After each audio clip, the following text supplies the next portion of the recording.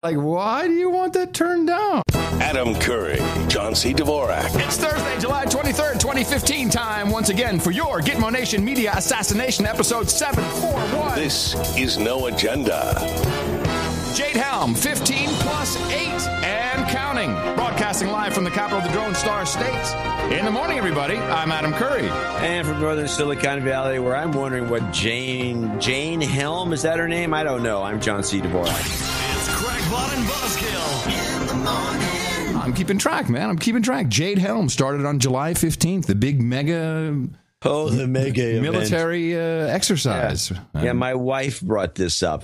No. She says, what is this Jade Helm crap? Why is everybody all upset about it? All What jacked does it up mean? on the Jade Helm, man. And I said, it's nothing. It's just some bull crap. If it was anything important, they wouldn't have told us about it. Well, that's true. Well, along those lines, I went to dinner with the ex-banker from New York. Oh, yeah. Get a little update. First, I have to tell you, he's all in on Greece actually exiting the Eurozone.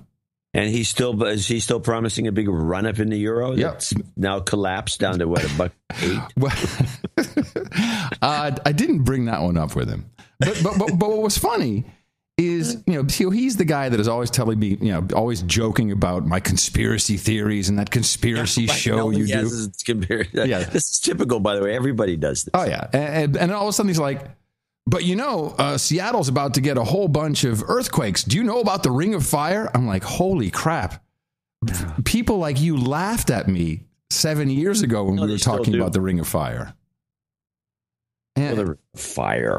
The Ring of Fire is it's in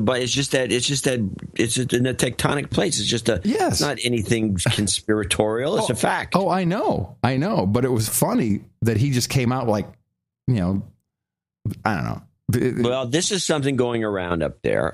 Mimi brought this up too. Do you guys ever talk? in Seattle. Do you guys ever like say, "Hey, I love you, honey," or anything? Is it always like, oh yeah, all the time. Hey, you hear about the Ring of Fire? No, she didn't talk about the Ring of Fire. She talked about the big earthquake. The earthquake. Yeah, the big. And what happens if it does? Yeah. Well, okay. She better get a ham radio license. There's talking about what would happen. This is when it's slow news day.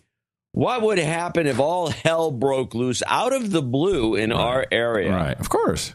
And there'd be these tsunamis, and Seattle would be devastated because they don't know anything about putting up the right buildings. Portland flattened. Yes. I love it. This happens once every 30,000 years. I love it. Ring of Fire, everybody. Ring of Fire. Well, there was a new report, the new NASA research. I don't think it was peer reviewed or anything, but they released it. And that begat. Why not? Yeah, that begat a number of interesting little news items. We haven't started the show off with this kind of stuff in, I don't know, at least 3 shows. So can I start off? Are you going back into global warming? Yeah. An ominous forecast for more scenes like this: surging floodwaters and rising sea levels. In the future, there could be major flooding along every coast. So says a new study that warns the world's seas are rising. Jim Axelrod has that part of the story. Ever-warming oceans melting polar ice could raise sea levels 15 feet in the next 50 to 100 years. NASA's former climate chief now says 5 times higher than previous predictions. Well, this is the biggest threat that the planet faces. James Hansen co-authored the new journal article raising that alarming scenario. If we get sea level rise of several meters, all coastal cities become dysfunctional. We're all gonna die! Note he's the former head of NASA climate change. This is that guy. It's not. Did you mention his name? James Hansen. Does that name ring a bell? He is the guy who is the #1 climate warmist. He's the one who started it all. Yes, I know. He's great. Yeah, do they mention his name? They say, "Oh, here he is again." That's the way they should preface it. Oh, guess who? No, it's former NASA. That adds credibility to it. And they keep bringing back polar bears on pieces of ice in these videos. I wish they stopped doing that because they know the polar bear population polar bear actually grown. Yeah. Now here's the Democracy Now! Sums it up a little quicker.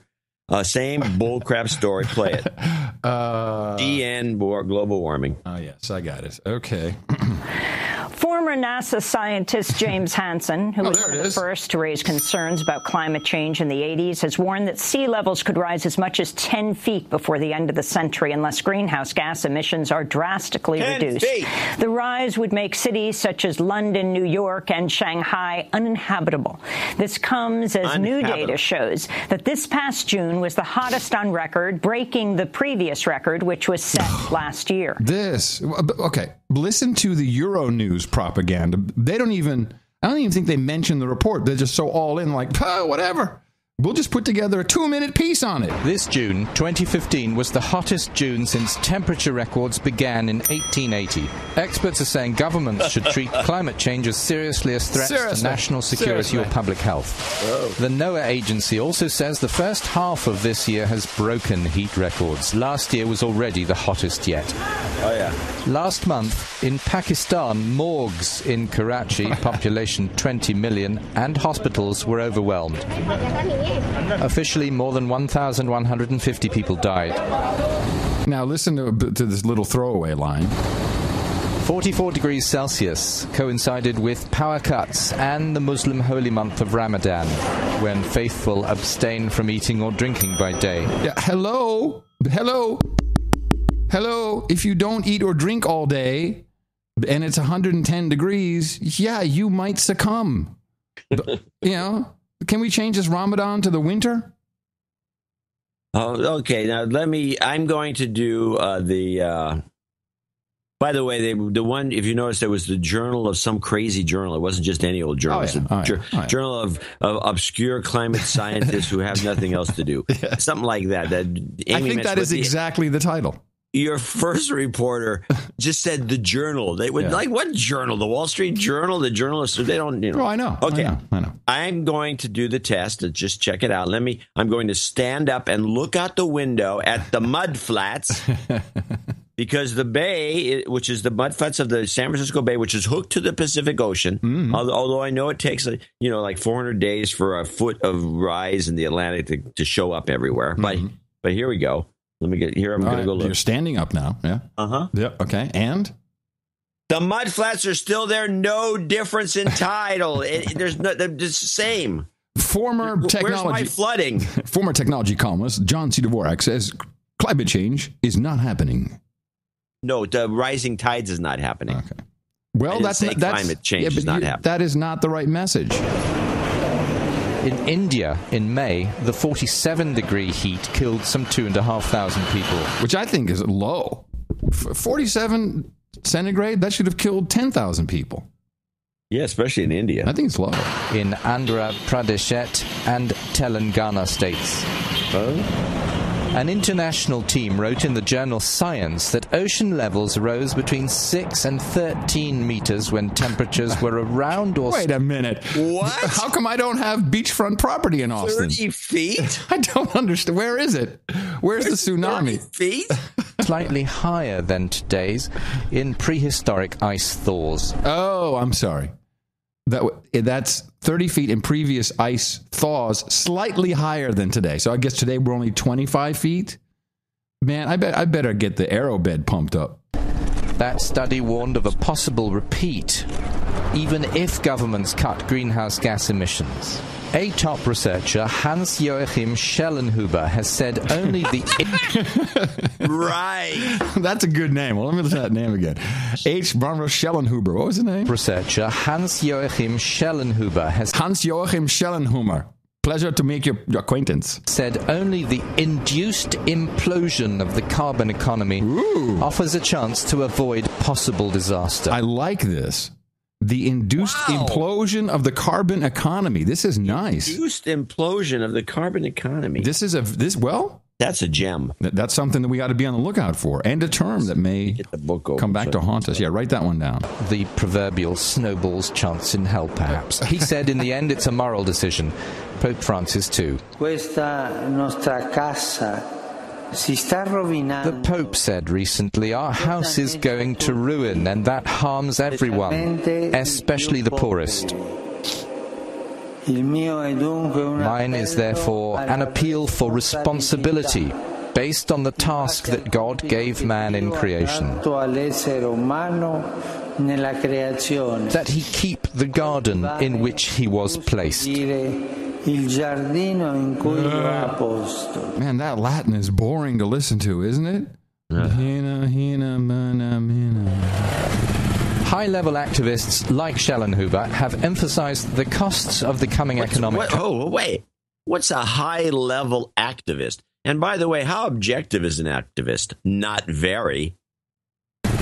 High-level activists like Schellenhuber have emphasized the costs of the coming economic transition away from fossil fuels should be paid by the world's rich rather than the poorest. Yeah. The poorest contribute maybe 1% of emissions. It's the richest, he said, who need to change their behavior. Very nice. Yeah. Change your behavior. Change your behavior. And this is the same old, let's find some way. The whole thing is out of balance. Mm-hmm. The whole world's out of balance. We got people living in mud huts in some in central southern. Yes, everyone has to have a cell phone. An iPhone. Everyone has to. Well, that's definite. An iPhone in every pocket. So you got everyone in mud. Right. Cell phones come first, then computers, and then maybe they can live in some decent shelter. And then whatever the case is, kale. We have to and eat kale. We have to pay for it. Yeah, of course. Because we don't live in mud huts. And then there's this conference right now of evangelicals, priests and parishioners and whatever, guys with floppy pointy hats, preachers, right, in France, and they got a special Red Dash Alpha message in 2 parts from none other than the Terminator. Now, I've starred, of course, in a lot of science fiction movies, as you know, but let me tell you something, climate change is not science fiction. This is a battle in the real world. Is impacting us right now. This is bigger than any movie. This is the challenge of our time. And it is our responsibility to leave this world a better place than we found it. But right now, we are failing future generations. So I challenge you to go home after this meeting is over, after this conference is over. Go home to your congregations, to your churches, to your mosques, to your temples and your followers, and inspire them to fight for a clean energy future. We must do everything that we can to communicate better and to preach and to inspire people to join our crusade. Climate change is real. It's real. It's real. It's real. Join the crusade. Nice. Wow. Yeah. So just ratcheting it up. It's almost throwaway at this point. You know, hey, we got something after B block. We need to. What do you got on the shelf? We got a bunch of climate change stuff backing up. That shit's getting stale, yo. we got to air that. Put in the C block. We got the B block covered. All right, no problem. Good work. Good show, everybody. Indeed.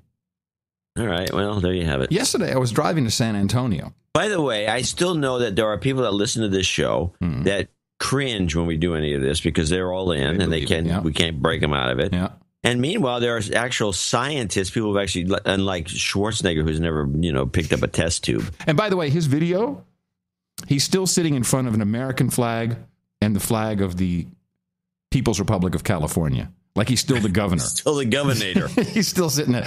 But can you imagine the guy, you walk into his home for, it's a meeting about a movie and he's sitting there with these flags, with the eagle, the gold eagle on the mast and stuff on the flagpole. It's a little pathetic, Arnold. I wonder if he signs his movie contracts with 30 pens. Right. Robo pen. So no, the pen, because you'd sign one letter and you give it to somebody, you sign another letter, give it to somebody else. Oh, right. Yes. So everyone can witness it. Yeah. Nice. So I'm driving to San Antonio yesterday. I have to explain the jokes now. I get it. I'm driving to San Antonio. I'm sorry. I'm driving to San Antonio yesterday, and I'm like, see something. I-35. Did you say something? Not yet. Please. If you see something, say something. Yeah, I'm going to say it right now. And this was my first spotting of a drone in the sky. Oh, cool. Bro, my word. This thing was... it was fast because I saw this this thing flying over I-35, and was it to give us an idea of the size of it? It's very hard to tell from the ground, which is one of the problems. It is one, and in fact, it looked a lot like a small commuter jet, a regional jet. It was that big? It seemed that big. I know it can't have been that big, but once I saw the shape of it and I saw the telltale the landing gear kind of flopped out, where they have kind of the long struts on the landing gear. Oh, yeah. And then it really was like a Predator or something, one of those. It wasn't. It was a Reaper. It didn't have the bump on the head. Okay. But at first I thought, wow, that's a remote controlled airplane going. Why are they? Don't fly that over the highway. And then I thought, wait, it is a remote controlled airplane, only it's a drone, and it was booking, and it made a curve that must have been 5 Gs, and then flew back over the highway. Yeah. Just flying it over I-35. It's following you. I did. Where's Curry? The thought did cross my mind. The drone. You want me to take him out? The thought crossed my mind briefly. Want me to take him out? Briefly. Nah, let him go. Let him please. Let him talk about it on the show. I bet she talks about it on the show. Yeah. Let him talk about it on the show. And I wanted to tell people, I get a lot of emails. This is important to me. You're soliciting email? No, I'm not soliciting email. People are like, why are you sniffing on the show? Yeah. And, because the first thing, for some reason, people always say, oh, you should stop doing coke on the show. It's like, yeah, no. Yeah. Really? No. I don't think Adam on coke would be pleasant. Could you imagine? We should try it as an experiment. Oh, God. It'd be the worst show ever. Hey, John, how you doing? I'm really productive right now. Let me read the show notes. That's a funny idea. No, but I wanted to say that this is, of course, it's my nasal problem started with the mold, but then it became a tick that I'm trying to get rid of. And now you're just sniffing randomly. Yeah. I haven't noticed it. It's funny. Somebody. It's part of the Tourette's, and it's really, it really bugs me. It fruit bugs you because when I'm trying to, and here's how the tick works. I try to sniff without cutting through the noise gate, which is like, why am I doing this? I'm insane. So and it's only on the show. It's not in real life when I'm walking around. Oh, you picked up some. Oh, that's interesting. Well, that sounds like some Tourette's-y thing. Yeah, I know what my Tourette's is. I know what it is. So that's why I went to San Antonio. I'm working to see my psychotherapist. Well, and to get my MK Ultra programming, of course. That could be. It wouldn't surprise me. Yeah. Well, I'm working on it. Now that you've been going on about this, I had to go get the tissues. All right, let's do a little sniff snort moment. Good. Nice. Boy, man, that's broadcasting. Yeah. In the morning. I am a Connecticut School of Broadcasting alum. That, my friends, is broadcasting right there. Show them how it's done. So Cameron over in the Gitmo nations of UK, which we've always seen as our beta test for the complete and total police state. Face it, UK is way ahead of us. He finally came out with, well, they still haven't come out with the actual extremism legislation that I've been tracking, which is, going to help us understand how violating certain British values would be deemed as extremist views and therefore you can be penalized by law. So he did a speech at, I think, some school somewhere. And we should put a list together of these things like, British, basis for all this, like kicking a beggar. Something they would do. No, I don't think that would be a problem. No, it's actually much worse than that, John. Much, much worse. And I hope we do not. Well, eventually we'll get everything they have in Gitmo East over here in Gitmo proper. And we are in big trouble. Or let me say, me specifically. Okay. Because conspiracy theorists, if you got conspiracy theories, you are pretty much a terrorist. Yeah, you laugh, my friend, but it ain't all that funny. But you don't have to support violence to subscribe to certain intolerant ideas which create a climate in which extremists can flourish.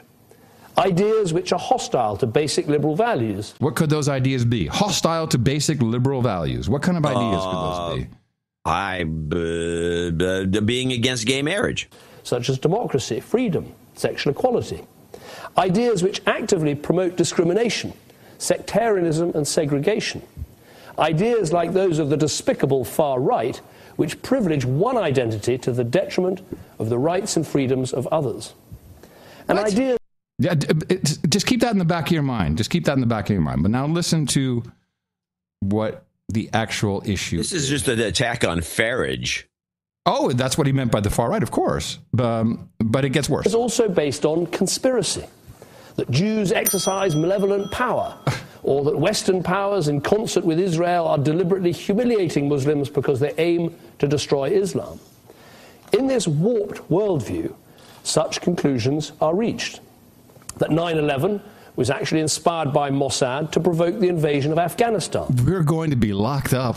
Well, I never heard that one.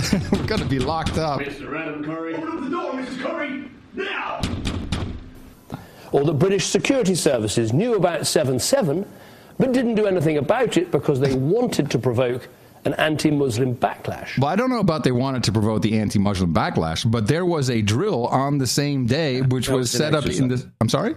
Yeah, that's what it was. Yeah, it was an exercise. Yes. Which went active, or whatever you want to call it. So that is now you're a terrorist if you talk about such conspiracy. I can't talk about it. And like so many ideologies that have existed before, whether fascist or communist... Lock this guy up. This is the most anti-British thing I've ever heard. Fascist or communist. He's the one who should be in jail. Good luck with that. The fascist or communist, many people, especially young people, are being drawn into it. Yes. Now, of course, we need some solutions for this. Drawn into what? What did he say? Drawn into being a terrorist by propagating conspiracy theories. Being drawn into the UKIP. Well, that comes in a moment. You're one clip ahead of me, because that, of course, is the kicker. But I still need to wind you up with what he wants to do with internets. You can guess what it is, obviously, you know. And we need our internet companies to go further in helping us identify potential terrorists online. Do it yourself. Many of their commercial models are built around monitoring platforms for personal data, packaging up and sending it on to third parties. And when it comes to doing what's right for their businesses, they're happy to engineer technologies that track our likes and our dislikes. But when it Hello, Facebook, looking at you. Comes to doing what's right in the fight against terrorism, we too often hear that it's all too difficult. Well, I'm sorry, I just don't buy that. They've shown, the internet companies have shown, the vital work they're doing in clamping down on child abuse images, that they can step up where there's a moral imperative to act. They've done brilliant work. Brilliant. But it's now time for them to do the same to protect their users from the scourge of radicalization. Scourge. A scourge of radicalization, I tell you. Well, there you go. That is just the start. And you will hear this meme being propagated, I think, everywhere. Hey, if you can get rid of kiddie porn, why can't you get rid of extremism? Yeah, that's kind of what Feinstein was driving at with that hearing that we posted on the show. And the guy, it was Comey, wouldn't buy into what she was talking about. He was thinking, well, you know, we need to... This is not about really doing what they say. This is about just tracking people for the purposes of long-term blackmail. And that is exactly what Cameron said. He said these companies are great at tracking your likes, your dislikes. That's the way I heard it. They're really good at that. We need to engage that skill, that talent. And so they can track you. Are you going to vote for UKIP? Are you going to vote for the Conservatives? All right, here we go. Who are you going to vote for? Here it is. Here is the clip you've been wanting to hear. And there's something else we need to do. We need to put out of action the key extremist influences. Hold on. Put out of action? What does that mean, put out of action? Does that mean... shoot them? Dig a shallow grave? Kill them. Yeah, that's what I thought. Put out of action. Is there a wait? I didn't look that up. Let's see. You know what? You don't have to look it up. I want to see if there's a definition. There's no definition. Put out of action? Well, there is. Definition of put out of action. Here, I got it. English definition dictionary. Let's see if that includes killing. Well, let's hope so. The state or process of doing that. Put out of action. Sounds like he's threatening to me. This guy should be thrown in jail. Well, he is threatening, and you're about to hear who he's threatening. And there's something else we need to do. We need to put out of action the key extremist influences. The key extremist influences. Who are careful to operate just inside the law. So that means they're being lawful. Yeah. So we need to kill, let's just translate, put out of action, we need to kill the key extremist influences, which I guess are going to be defined in the next 15 seconds, who are operating just inside the law. So that means if you're operating just inside the law, which would be, lawful, then we need to kill them. But who clearly detest British society and everything we stand for. These people aren't just extremists, they're also despicable far-right groups too. We need to kill Nigel Farage. That's what he said. That's what he's saying. There are also despicable far-right groups too. And what links them all is their aim to groom young people and brainwash their minds. Unlike what you're doing, Mr. Cameron. That is some very dangerous talking. That wasn't so early. I'd give you a clip of the day. Really? Don't you think that was kind of almost clip of the day? Give me your almost clip of the day. No, that's called something else. Oh, I forgot. It's called the borderline clip of the day. The borderline clip of the day. Yeah, borderline clip of the day. That is so dangerous what this man is saying. Disgusting. And what is interesting, it took me, because I got the transcript, but it took me 15 minutes to find the full speech. The BBC had cut it down and did not include any of that, of course. And that was copied by Guardian, by Independent. Everyone was using that same clip. And the full clip was hard to find. It wasn't even on any government website. Where'd you get it? YouTuber who would, yeah, of course. YouTube, of course. That's where you find all the good stuff. Wow. Exactly. Now, you talked about Feinstein, Knuckle. She was on, what was she on? I think State of the Nation or State of the Earth. What is it? State the Facts. Be the press. Face the nation. Face the press. Meet the press and face the nation. And it was about the... Meet the nation and face the press. I think that's what it is. You can have 4 shows. She was talking about the Chattanooga shooting, which by the FBI's own admission, they do not know if he was radicalized. They just don't have that information yet. It was also hard to get all the information from him because he's dead. But she turned it right into some cyber stuff. Where is she? Hello? Oh, what is happening here? I'm sorry. Here we go. On Thursday, Mohammed Youssef Abdulaziz went on a shooting spree at a marine facility in Chattanooga, killing 5. Do we have any idea, any intelligence about what radicalized Abdulaziz?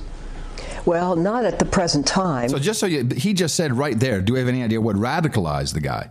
Even though the FBI, by their own admission, says they don't know if he was radicalized. And Feinstein doesn't say, well, let's hear what she says. Although that's being investigated, as you know, a team has been sent to Jordan to explore that further. But, John, in my view, based on what I know so far, this is a classic lone wolf terrorist attack. Classic, John. It's a classic. Where they don't actually know if the guy was radicalized from the get-go. It's not classic. They don't know anything. That's not classic. This could be a murder for all we know. Where do you think she's going to take it? Where is she going to take this? Well, she's not going to take it to murder. No. Last year, 2014, ISIL, or Daesh, as they say it in the area. They always keep trying to slip the dash in. I don't know why, but it's not working. Put out a call for people to kill military people, police officers, government officials, and do so on their own, not wait for direction. It could well be that this is that case. Here's somebody who had guns, who knew how to use them. Let me see if I tick all the boxes. Do I have guns? Yes. Do I know how to use them? Okay. Who may have been aggrieved by one thing or another. But this is all changing, and here's how it's changing. Okay. It is now possible for people, if they're going to talk from Syria to the United States or anywhere else, to get on an encrypted app, which cannot be decrypted by the government with a court order. Oh, my, Finey. And this is extraordinarily dangerous. Is this extraordinarily dangerous, John? Okay, now I'm the guy doing the interviewing here, and I'm saying, first, what would be the first thing I'd ask her? Well, you don't know. No, I don't know. Because apparently he doesn't either. Yeah. And the thing you say, well, that's all well and good, but how would it be having this, say, maybe we didn't even have any encryption? How would that have changed anything in this case? This kind of comes to fruition in the rest of the interview. By the government with a court order. And this is extraordinarily dangerous. Extraordinary. Is this the new state of affairs, which is to say there's no way he could have been caught by some kind of a screen? Intelligence couldn't have caught him. So is this just what life is going to be like now in America? I think to a great extent it is. This concerns me very greatly. I have met with usual to me. The chief counsels of the internet companies, pointed this out, asked for help. There is also... Hi, I'm Dianne Feinstein. Can you help? On the internet, a stack of documents. Wait, hold on a second. Stop. Did she ask them for help or they ask her for help? She said she asked them for help. Okay. That's what she said. But there's also apparently a stack of documents on the internet. Oh, really? It's probably like a HyperCard stack or something. A stack of documents. Stack. It's not a stack. It's a stack of documents. That tell you how to make a bomb that goes through a magnetometer, where to sit on the plane to blow it up, suggests some people to kill, and is extraordinarily dangerous. I've asked... I don't think the stack by itself is extraordinarily dangerous. The internet companies to take that off. They will not do it unless they are mandated to do it by law. So you have a predetermined kind of propaganda effort that with a few clicks, somebody can... Too few clicks? How about clicks? No, she said too few clicks. With too few, yeah. Too few. I like that. I like that. I'm going to hear that again. I'll write it down. Dangerous. I've asked the internet companies to take that off. They will not do it unless they are mandated to do it by law. So you have a predetermined kind of propaganda effort that with a few clicks somebody can get to, and it's very sophisticated. There's the sort of seduction, all about where they do, if they want to come to Syria and train, if not, what they should do in this country. Nice. And her head is gone. I don't buy it. What don't you buy? I don't buy any of it. I think she's full of crap. If I'm an internet company, whatever that means, but let's say I'm an executive at an internet company, since the company itself is just an entity that's filed with the State Department, this Department of State or the state. Mm-hmm. I'm an executive with XYZ, and I run some little show, and somebody says to me, "Hey, you've got this terrorist document that's floating around with too few clicks. Somebody can find it. It's going to tell them to kill the police department, and it shows how to make a bomb that goes through a thing." I'd go look, and I say, "Oh yeah," and then you take it down. You just take it down. It wouldn't even be. You wouldn't need to be forced to take it down. Something you don't want on your site. She was very unclear. I think maybe she's Twitter doesn't want it on their site. Nobody wants it on their site. We have it on our site. Well, I'm sure we do. We have we have the Unabomber Manifesto on our site, which that's people, not the same. People are like, I don't want to download that, man. Do we have on our site how to make a bomb that blows up on an airplane? And yes, we have a PDF copy of how to make a bomb in the kitchen of your mom. Yeah, we got that. Of course, I saved that. That's news gathering. Huh. Very important to have that archive. Be taken off. Now, Mike Morrell, the former deputy director of the Central Intelligence Agency, who, by the way, and I said by the way, is now a senior correspondent for CBS News. Yeah, I noticed that. Yeah, and he's dressing up in swanky shirts now, like blue satin. Mike, no. And by the way, let me say, I just said it myself. You got me saying it. It's okay, it happens. Amen. Fist bump. Let me say this about that. But, a lot of these things are a lot of these documents on the internet are bogus. They're honeypots. Yeah, they're made by intelligence agencies. Yeah, most of them. In fact, that whole magazine is made by an intelligence agency. Inspire magazine. Inspire. Yeah. And it shows you how to blow for all practical purposes, it is a methodology to blow yourself up. Yeah. It's no different than Abby Hoffman Steal This Book or the Anarchist Cookbook. Wow, I would love to have probably got better material in it. I would love to have a vintage copy of Steal This Book. Yeah. I remember reading that when I was 10. Yeah, what did it tell you to do? It told you how to make a table out of a cable spool. That's what I remember. Yes, I remember those. And then how to, on the second touchdown of the Super Bowl, everybody should flush their toilet at the same time. But I don't know if that still works. I don't think it ever worked. And then there were some, the book, Abby Hoffman Steele's book, is well worth reading. That you could not publish that, but even that reasonably tame book you could not publish today. You just couldn't do it. People would be all up in your grill. Right, because people don't because the furniture industry is against spool tables, or those spool tables, whatever they're called. You ask me things that I have the same answer as you do. So don't ask me that. Let's go back to Mike Morrell. He goofed up, and he let something slip in this, and his analysis of the lone wolf.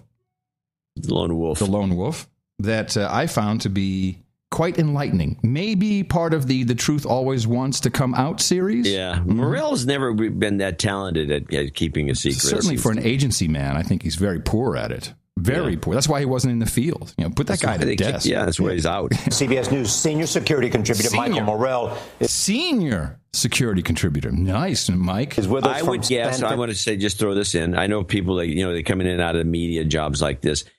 They demand these titles. Of course.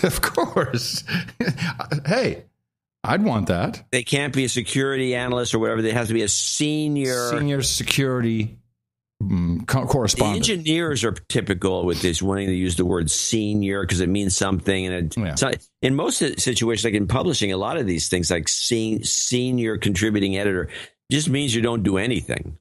It's a bad title. You don't want that title. Well, his cock up fits his job title. CBS News senior security contributor Michael Morrell is with us from... You can even hear Charlie Rose tripping over it, going like, really, this fucker, he wants to be senior security analyst. Really, that's what he wants? You can hear him like, seniors...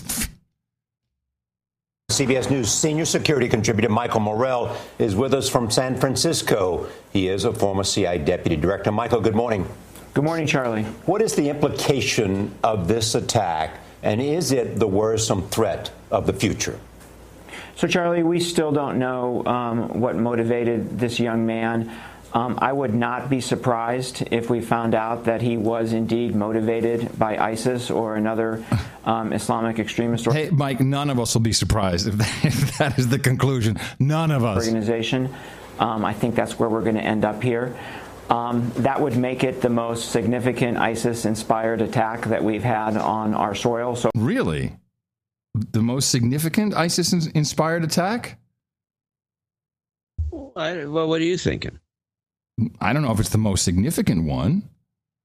Well, I don't know if there's any other ones. Well, let's listen on. So far, there was the Hatchet attack in New York City, and then, of course, there was the attack in Texas, the attempted attack in Texas. So this would be the third, by far the worst. This is the wave of the future, Charlie. This is not surprising to me. People have been warning about this for months. Michael, you were been here. Now, I love all this. First, it's like you've been warning about it. We've been warning about it. People have been warning about it. Oh, my goodness, it happened. Here on the show, warning of this very type of attack, including at Matilda. Wait a minute. Did he warn this very type of attack or just something at a military base or no? Including at military facilities. How is it that he was not on any terrorism watch list and that his father was at some point but then removed? Now, the key here, I didn't know this. His father was on a watch list? Did you know that? No. I didn't know this either. But I think that is the key as to what he says next. Father was at some point, but then removed. So this is the most worrisome part of this kind of threat, that you can have a young man who may not be in any contact with a foreign intelligence or a foreign terrorist organization, Nora, but... No contact with a foreign intelligence organization. No, Mike, we know you meant to say that. Because of course they were part of a foreign intelligence organization. That's exactly what's going on here.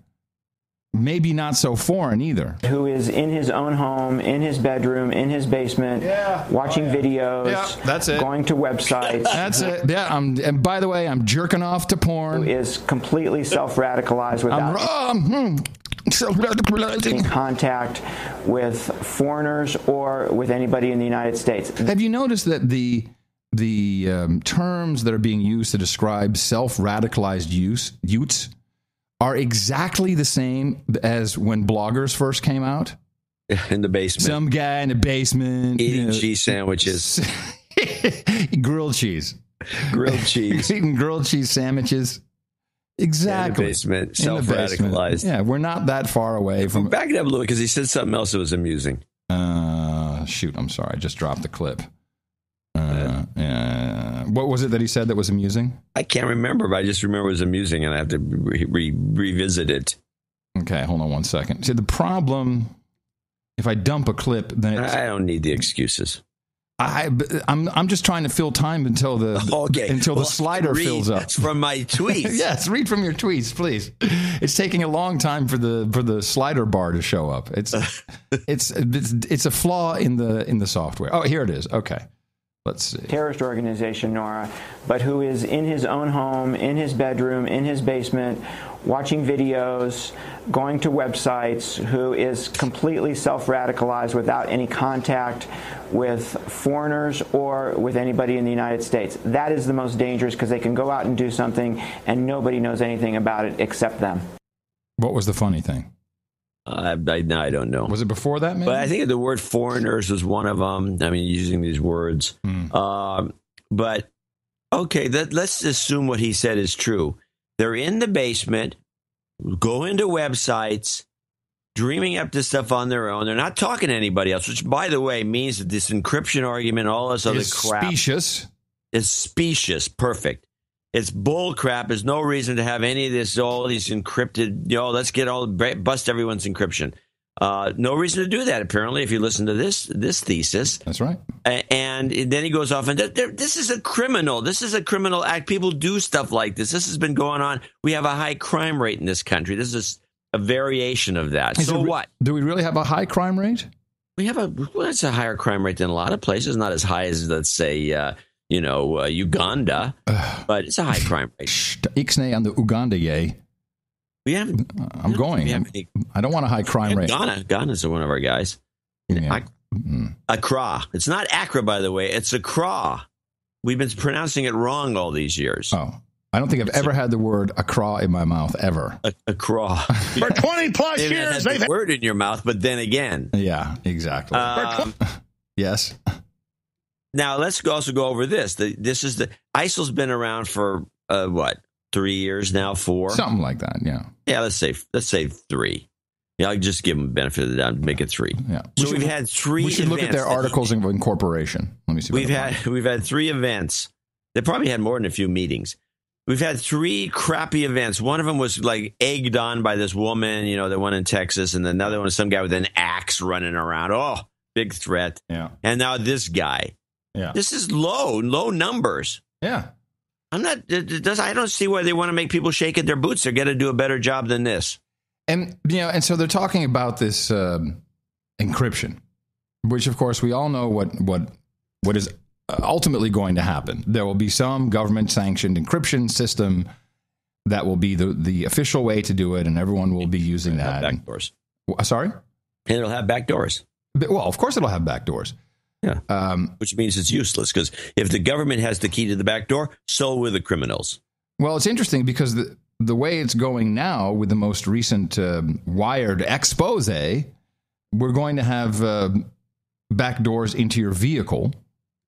I'm sure you. I have a little audio report of what I'm sure everyone saw. What started as an ordinary highway drive quickly turned terrifying for Andy Greenberg. Okay, hold on tight. Hold on. As hackers remotely took control of his 2014 Jeep Cherokee, sending him into a ditch. Greenberg, a reporter for Wired magazine, did this on purpose, working with cybersecurity experts, hackers, to show how some connected cars can be vulnerable. It ceased to be fun. So I can only imagine if the same thing was done to you without any forewarning whatsoever, how much fear that could instill in someone. The hackers in the Wired article accessed the Jeep through its infotainment system to change the radio and the AC, and in a much more dangerous move, to kill the engine. You gotta turn the car off!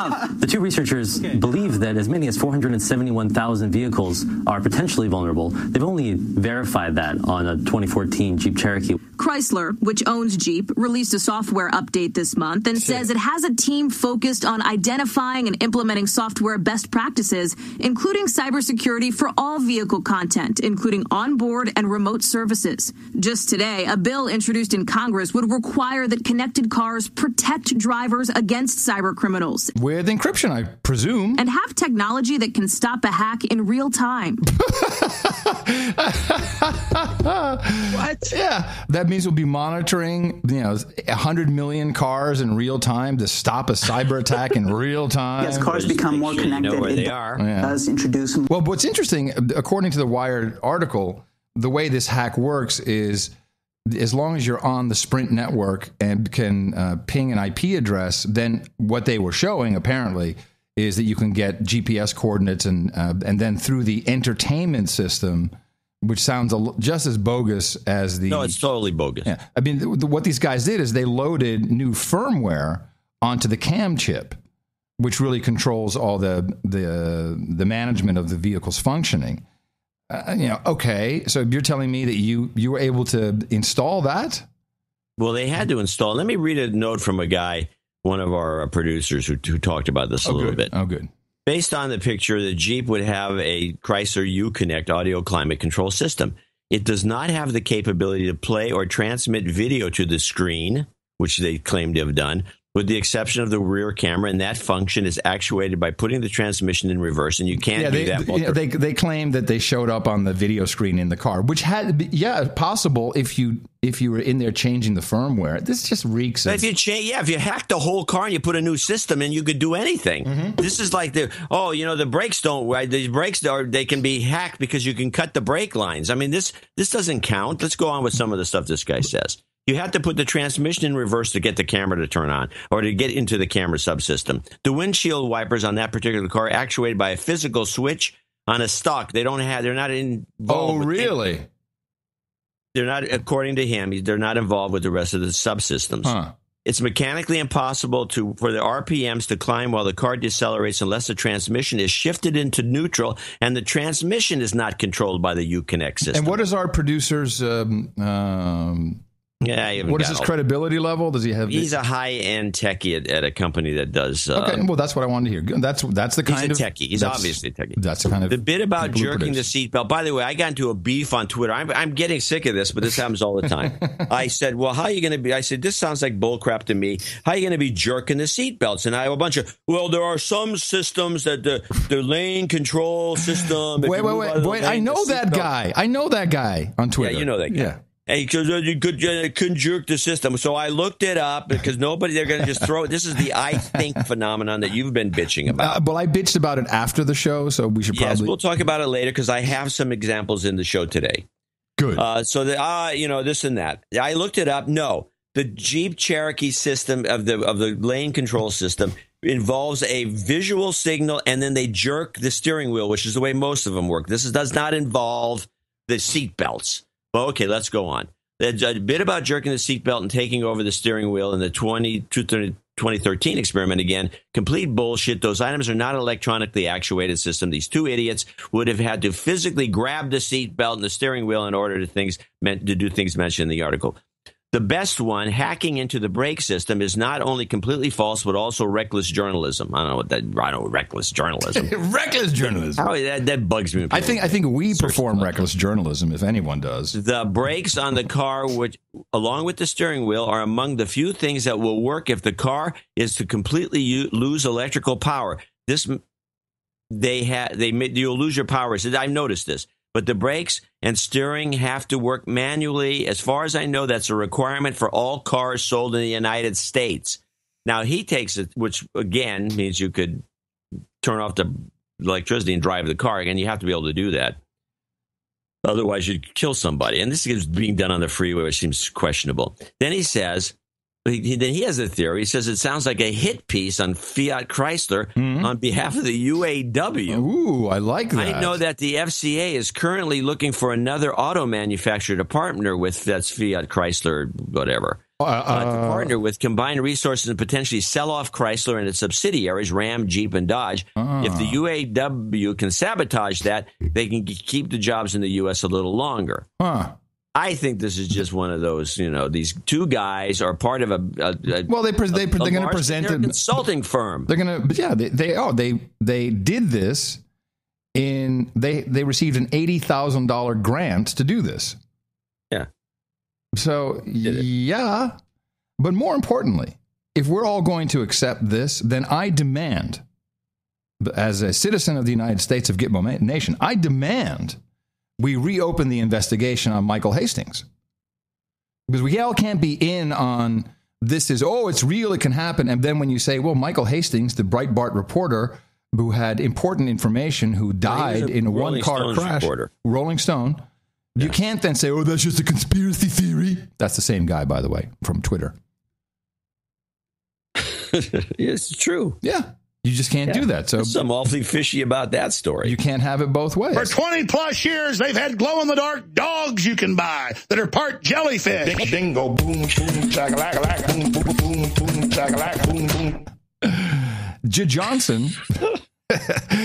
Johnson, who was our Secretary of the Department of Homeland Security, who, by the way, and I said it big exclamation marks, these guys, DHS, there's a cyber bill.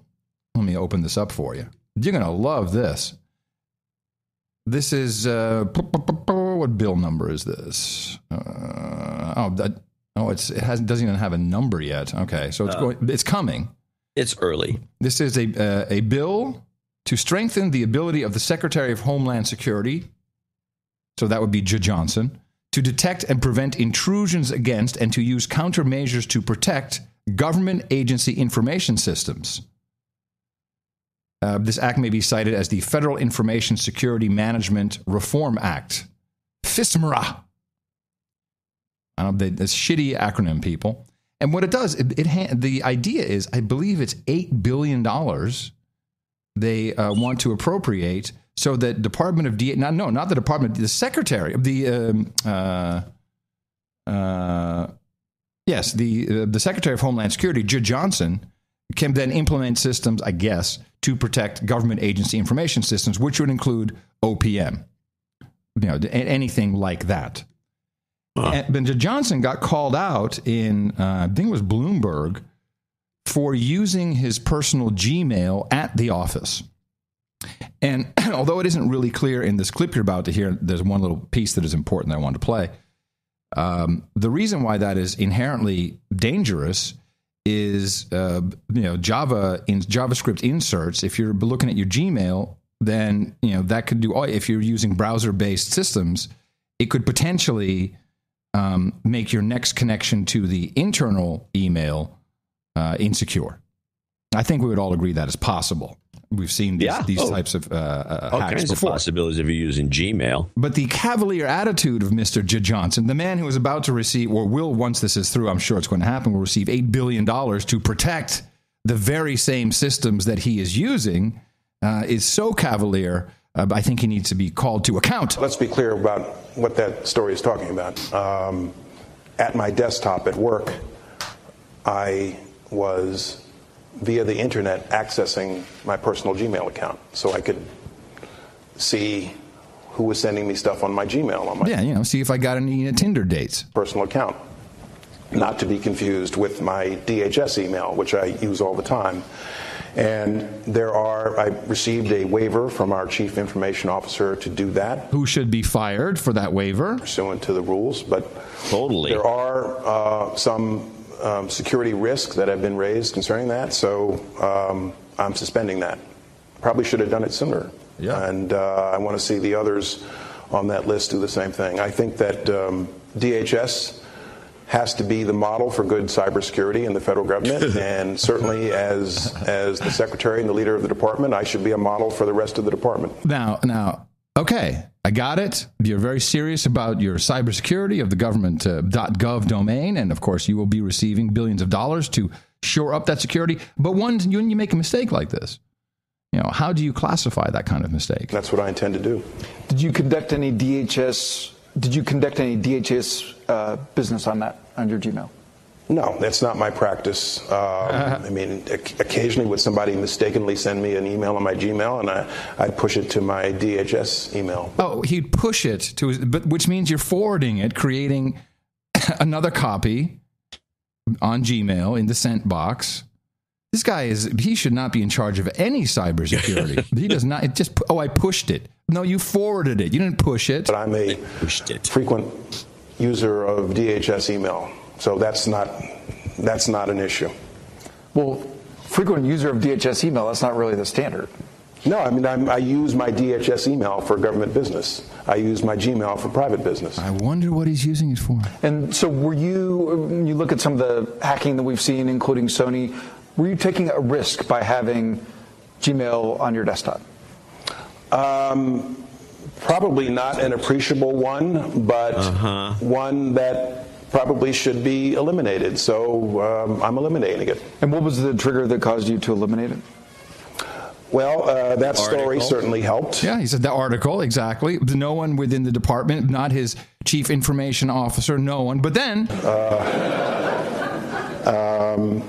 but, I mean, frankly, I mean, to be perfectly honest, this is something that I had for a while. And but when someone says to be perfectly honest, I usually say, oh, as opposed to the bullshit you've just been feeding me for the past minute and a half.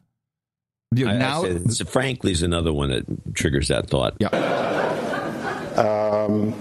But I mean, frankly, I mean, to be perfectly honest, this is something that I had for a while, and when I read the story, I said, oops, this is not a good practice. Oh, okay, there's your cybersecurity of the United States of America, everybody. Oops. Oh, you have to just assume the Russians have got all our email going right straight to them. And that includes Hillary's stuff when she was doing her own server. Well, they have all those. I had a thought about him and his Gmail, and he seems like a guy that might have this issue. The Ashley Madison hack, which we know very little about. Yes, sir. I'm telling you. The blackmail point. In the right hands. You know that politicians, and most people in general, I'm sure, if you look at the percentages, what we have, like 40% divorce rate in America? Plus 44, I think. 40, yeah. Politicians, I'm sure that they're on Ashley Madison looking for, dates. Yeah, because there's not enough women in Washington, D.C. to pick up anybody on the street. They need fresh women, that haven't been, tossed around a lot. And I'm thinking he's waiting for dates to come in from his Ashley Madison account, and he's using the Gmails for that. And I have a feeling that we know very little. This information has not been published. This Ashley Madison stuff, it hasn't gotten out there. Who has it, and what will they do with it? I tell you that this is a blackmail operation.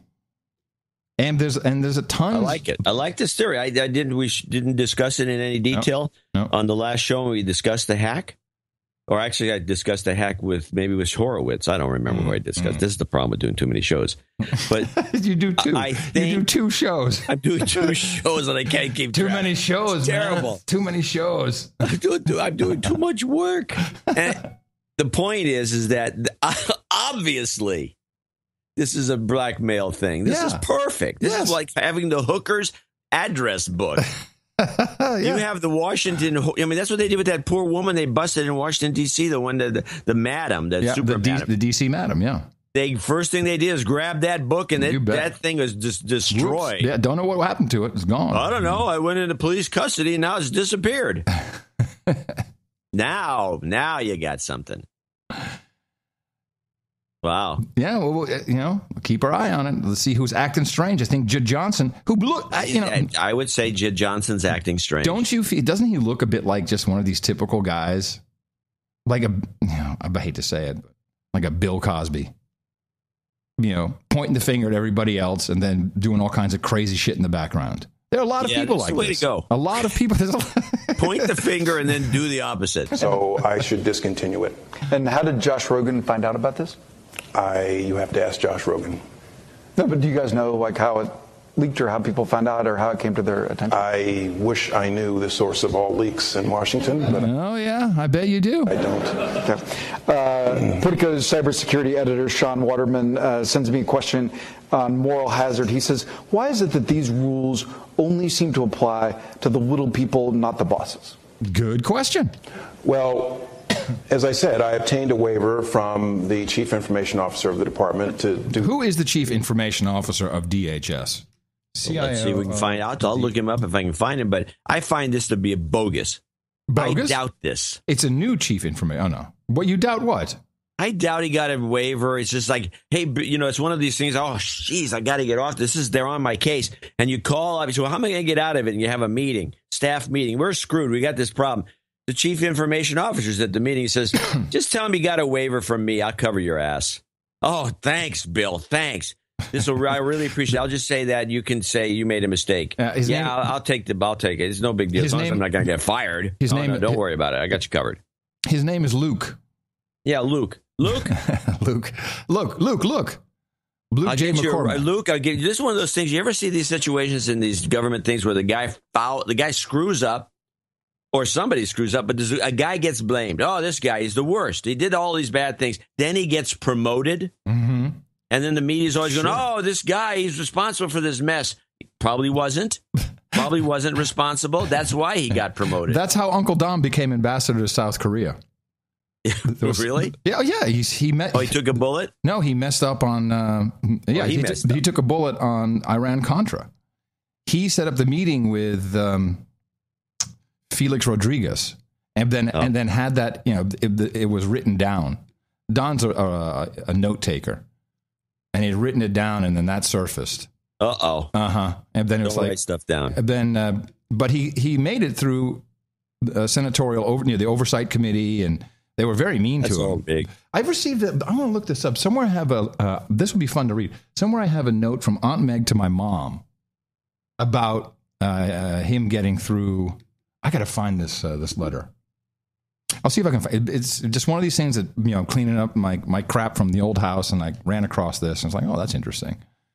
Anyway, the chief information officer, he comes from the Department of Justice, this Luke the Lemon. He knows how to play the game. Yeah, where he was Deputy Assistant Attorney General, so he's a lawyer for information. So he's the Chief Information Officer? Mm-hmm. So he knows everything about computers, and he can give them the go-ahead.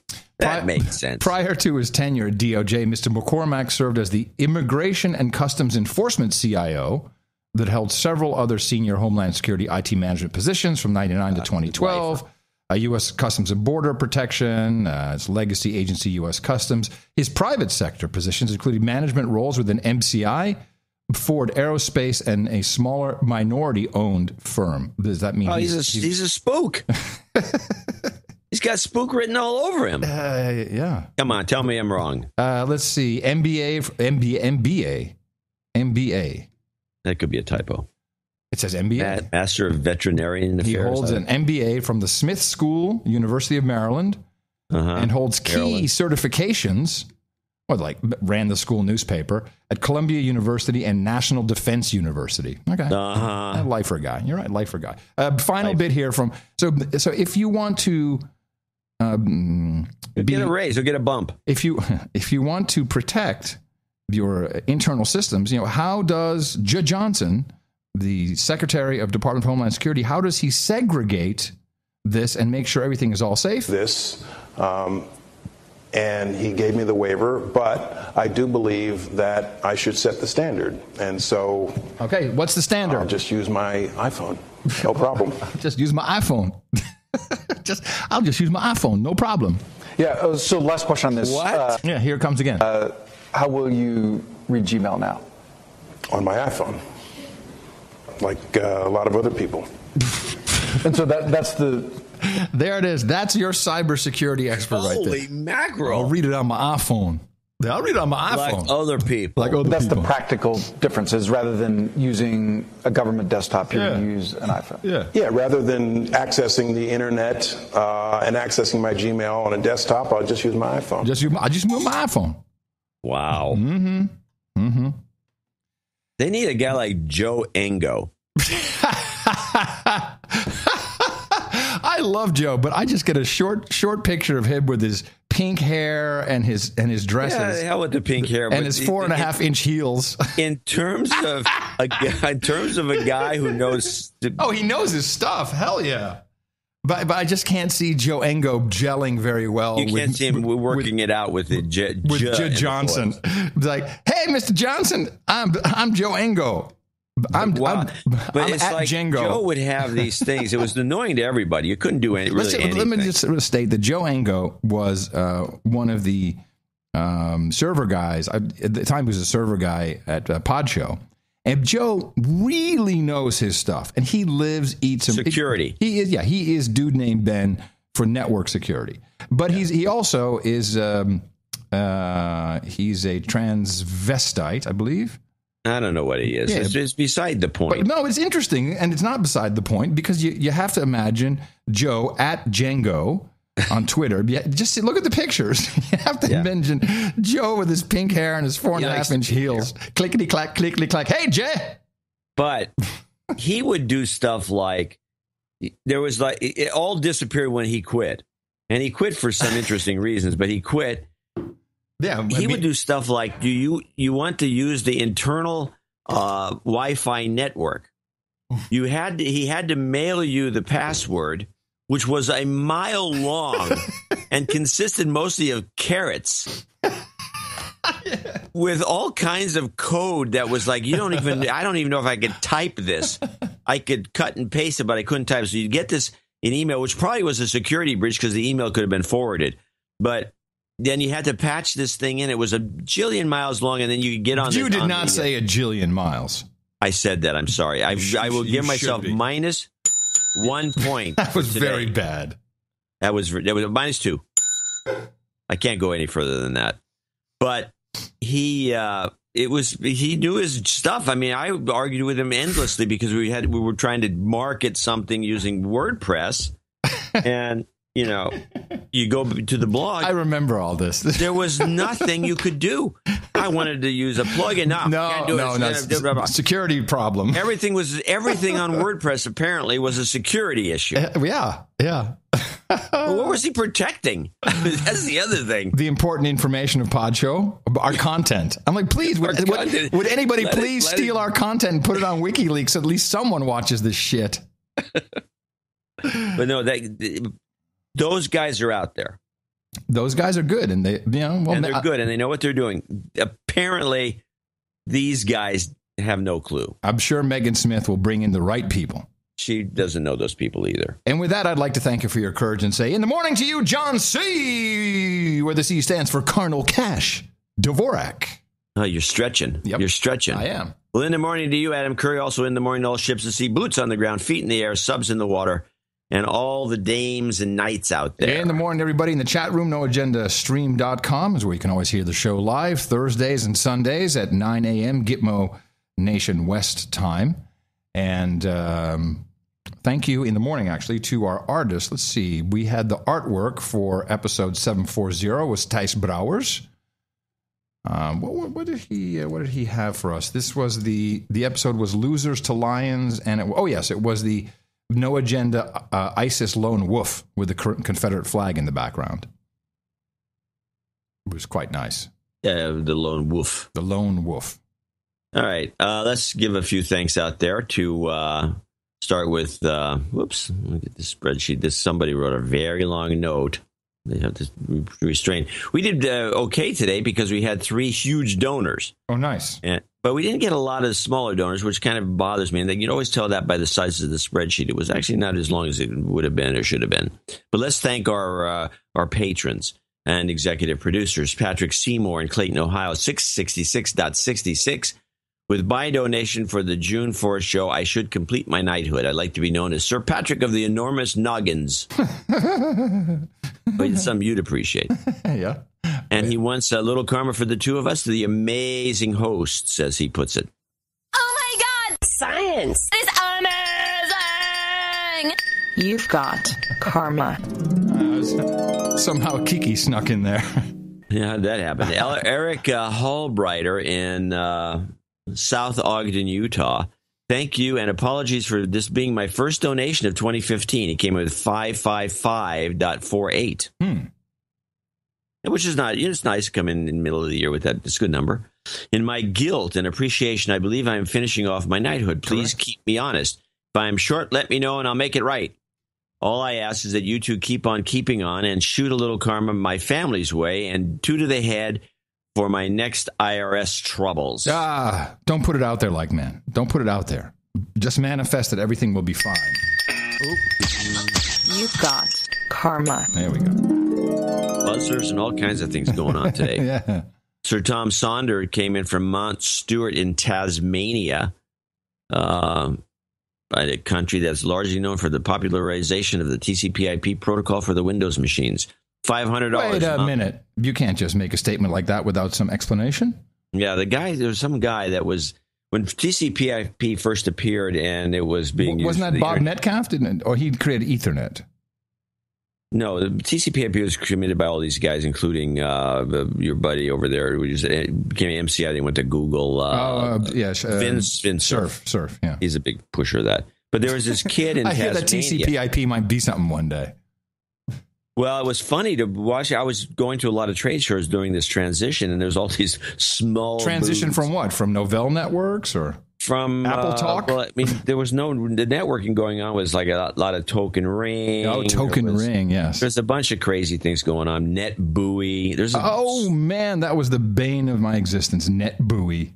Well, whatever. There was a bunch of them. The TCP/IP was kind of the laggard. Nobody thought much about it.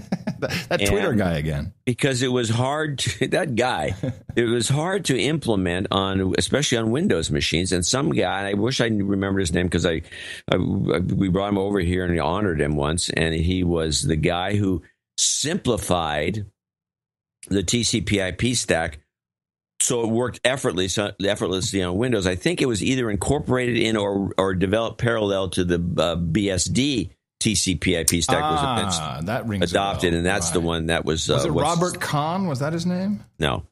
If you said his name, I'd remember it. That's why I said Robert Kahn. No. Well, maybe it was. I don't think so, but I don't remember his name at the moment. He is noted here in the Book of Knowledge. Is he in Tasmania? Robert Elliott Bob Kahn. In Tasmania. Let me see. No, Tasmania is not found on the page. Okay, it's a different guy.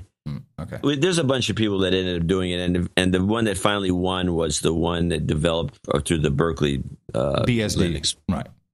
Anyway, so there's a lot. It's a convoluted story. I just mentioned it casually. I didn't know about the Tasmanian connection. That's all. Tasmania connection, and they probably have good networking there and everything, I'm sure. Just listening to show 740, writes Sir Tim, and was appalled and slightly ashamed that you had just one producer. Yeah, we only had one producer. Yeah, that was bad. It was a bad day. It was $200 one producer. So please accept my apology and also my donation. On a positive note, and his donation was $500 flat. My wife has finally seen the light. For months, she has been asking me why I'm so cynical and negative. We're not trying to make people cynical and negative. No. Just cynical. I took a mutual friend. The negative shit is on you, man. That's your fault. That's your problem. I took a mutual friend to show her a YouTube clip from Steve Hughes, the heavy metal comedian. The heavy metal comedian. I like this. I'm familiar with Steve Hughes. For her to realize I'm not alone. Since she has listened to No Agenda on a few of our weekend trips away, by the end of the second show, she said, you should send those guys some money and change your title. Wow. So, as this donation gives me a second knighthood, I would request a title change to Sir Tim of the Map of Tassie. You know, does your wife, Sir Tim of Tassie, does your wife know that you have to send in photos of her to the show when you change your title? I'm sure she knows, right? Pictures. Cheerio, he says. P.S. Is it wrong that my 7-year-old daughter now calls her frenemies at school douchebags? Yes. Another soul saved, John. P.P.S. No jingles request. Just keep the shows I'm going to give the guy some karma for getting his wife turned on. You've got karma. So to speak. All right. So now we have someone who decided to write a War and Peace as their donation note. The War and Peace report? Eric. Whoops, it's hard to keep. Yeah, the War and Peace report from Eric Hoff. Eric Hoff in Edmonton, which donated $370. And I didn't get to this in time to edit it down, but let's just. I'll read it. I'll read some of it. I'm happy people are supporting us. Yes, well, after last week, for sure. This donation completes my knighthood. It's said to celebrate my birthday on Saturday. So he's got a birthday. Check his, see if he's got a birthday, because it's blue and yellow sometimes. Will do. Will do. His birthday, Saturday, July 25th. Lately, I've had a device on my shoulder, sort of like the one the ISIS agents have, except telling me to kill it. Instead of telling me to kill it, sorry, I'm reading this cold. Instead of telling me to kill it, it's telling me to donate. Donate. It's a little thing, little man on his shoulder. I'm very excited to finally be knighted. I've been listening to No Agenda for a very long time, well before episode 200. I started listening to random old pre-200 episodes for fun and ran into a few things I forgot about, such as the embroidered No Agenda HEMA underwear. Many of our schemes. Yet another money-making idea that went nowhere. The HEMA underwear and the nattering nabobs of negativism. It's jarring now to hear John saying things like the fact of the matter. And I don't say that I rarely say fact of the matter. I may have in the past. Oh, I see. You're hearing the old shows. And I even caught Adam saying the stock market glitched in episode 104. No. Yes. No. This can't be true. This cannot be true. We'll go back to 104 and check it out. Okay. You have to admit that after all the ranting we do, hearing Adam say something glitched is now pretty funny. We have corrected most of these errors and blunders, and we've made people. I think the coolest thing is that because I know it happened to me. We've made people so aware of these phrases and these usages, like no, yeah, no, that when you watch TV, you just catch them constantly all the time, And Eric is on the birthday list. He was on the list. Good. Yep. Anyways, he says, I like show 207 and 200.7, and I love the interviews episode 2. I don't know that Apple saved AOL from going bankrupt until that interview, or I didn't know. Yes, I actually didn't know either. Scully always has some stuff to tell us. Okay. Where am I? Oh, Squirrel News, your Good Mo Nation audio publication. You know what comes through from the Stargate? Fish. Then what comes through the Climate Gate? Climate. And the phone should be made out of Bakelite. Adam says this is exactly like Atlas Shrugged, John Groans, Chemtrails Club 33 and Raven, Monsanto, Trains Good, Planes Bad, Fluoride, the No Agenda Swine Flu Minute, the Chiners, and on and on. Can you read the rest? Because I can't. Because I can't get that to stay on. Excuse me. The war between the reptilians, the tall blonde aliens. Adam, quote, no, really, this was all an Atlas Shrugged. John, quote, this is going to cost us donations. Cashless society coming soon, first announced in 2009. You're stepping on my punchline. This was even before show 100. Rubenesque women. Speaking Dutch, because even in Dutch words matter. Dvorak's Law, and of course, mutton and mead. All right. Anyway, John actually reads this on the air. I'm looking forward to hearing the voice he'll use. He uses a pretty nice voice. So he will be knighted Sir Will Code for Coffee. And he is also added to the birthday list July 25th. Now, he mentioned one of our many schemes, the HEMA underwear. Yeah. You know, I'm from the future, but I didn't expect the future to come this quickly. I was saying that we need an Uber for medicine. Well, no sooner had I said it, and everyone sends me this like a day later. People noted it. Yeah, what is the name of this app? I don't think it has a name, but it's an Uber-like service. So it's exactly what I said they should do, and here it is. We're going to have this for everything. This is the model forward, an Uber for absolutely everything. You want to have someone clean your house? There's going to be an Uber app for that. One of our producers is on the inside, and he said, oh, you have no idea. Uber is so doing this. They just want to be the Uber for everything, connecting services, people that perform a service. Middlemen, yeah. And then taking the money and the vig in the middle. And they will be very successful at this. Their infrastructure is beyond compare. Oh. And, of course, they've got a whole bunch of, military people on the board and all kinds of insiders. So they're the chosen ones. Yeah, well, I'm glad. Yeah, me too. All right, onward. Earl Gene, Sheriff of Texas, Gene Natuliev, $333.33. Hey, good to have him back. Claims as he's donating from Sequim, Washington. near the Ring of Fire. Here's some money for your summer doldrums. Please promote my Kickstarter. He's got some. Okay. Yeah, this is the URL, HTTP, blah, blah, blah. Small g, small n dot, small t, small l / capital D, capital M 1, capital L, small u, small x. Yes, what did you think of it, Adam? You have one, apparently. Yeah, this is one of these card holders. He makes them out of, it's like carbon fiber, titanium, and right. I like it a lot. Didn't he send you one? No, I'm pretty sure he did. No, I don't remember. Well, it's a very nice product. I use it all the time for my cards. I don't remember seeing one. No, yeah, that's true. He wants some karma. Hold on, karma. You've got karma. Thank you very much, Sir Gene the Earl Gene, Sheriff of Texas. Sheriff Gene. Sheriff Gene. And finally, last but not least, associate executive producer rolls in Oscar Schenk, $200 in Castricum, Holland, which is in Holland. Yeah. ITM Podfather and John C. D. Thanks for what you do. I'm still broke, but made a move last week to Portugal after 2 years counting seeds in Holland. On my way, I crashed my car, but got a rental to continue. I almost lost my 8 surfboards on the roof. Oh, party time. Yeah. Going to Portugal. A surfer. Are there surfers there in Holland? I didn't know that. But he's moving to Portugal. No, there's some waves there. There's some waves. I think they either sold or they have put up for sale that ghost airport in Portugal. The one that no one ever lands at? Yeah. I thought that was in Spain.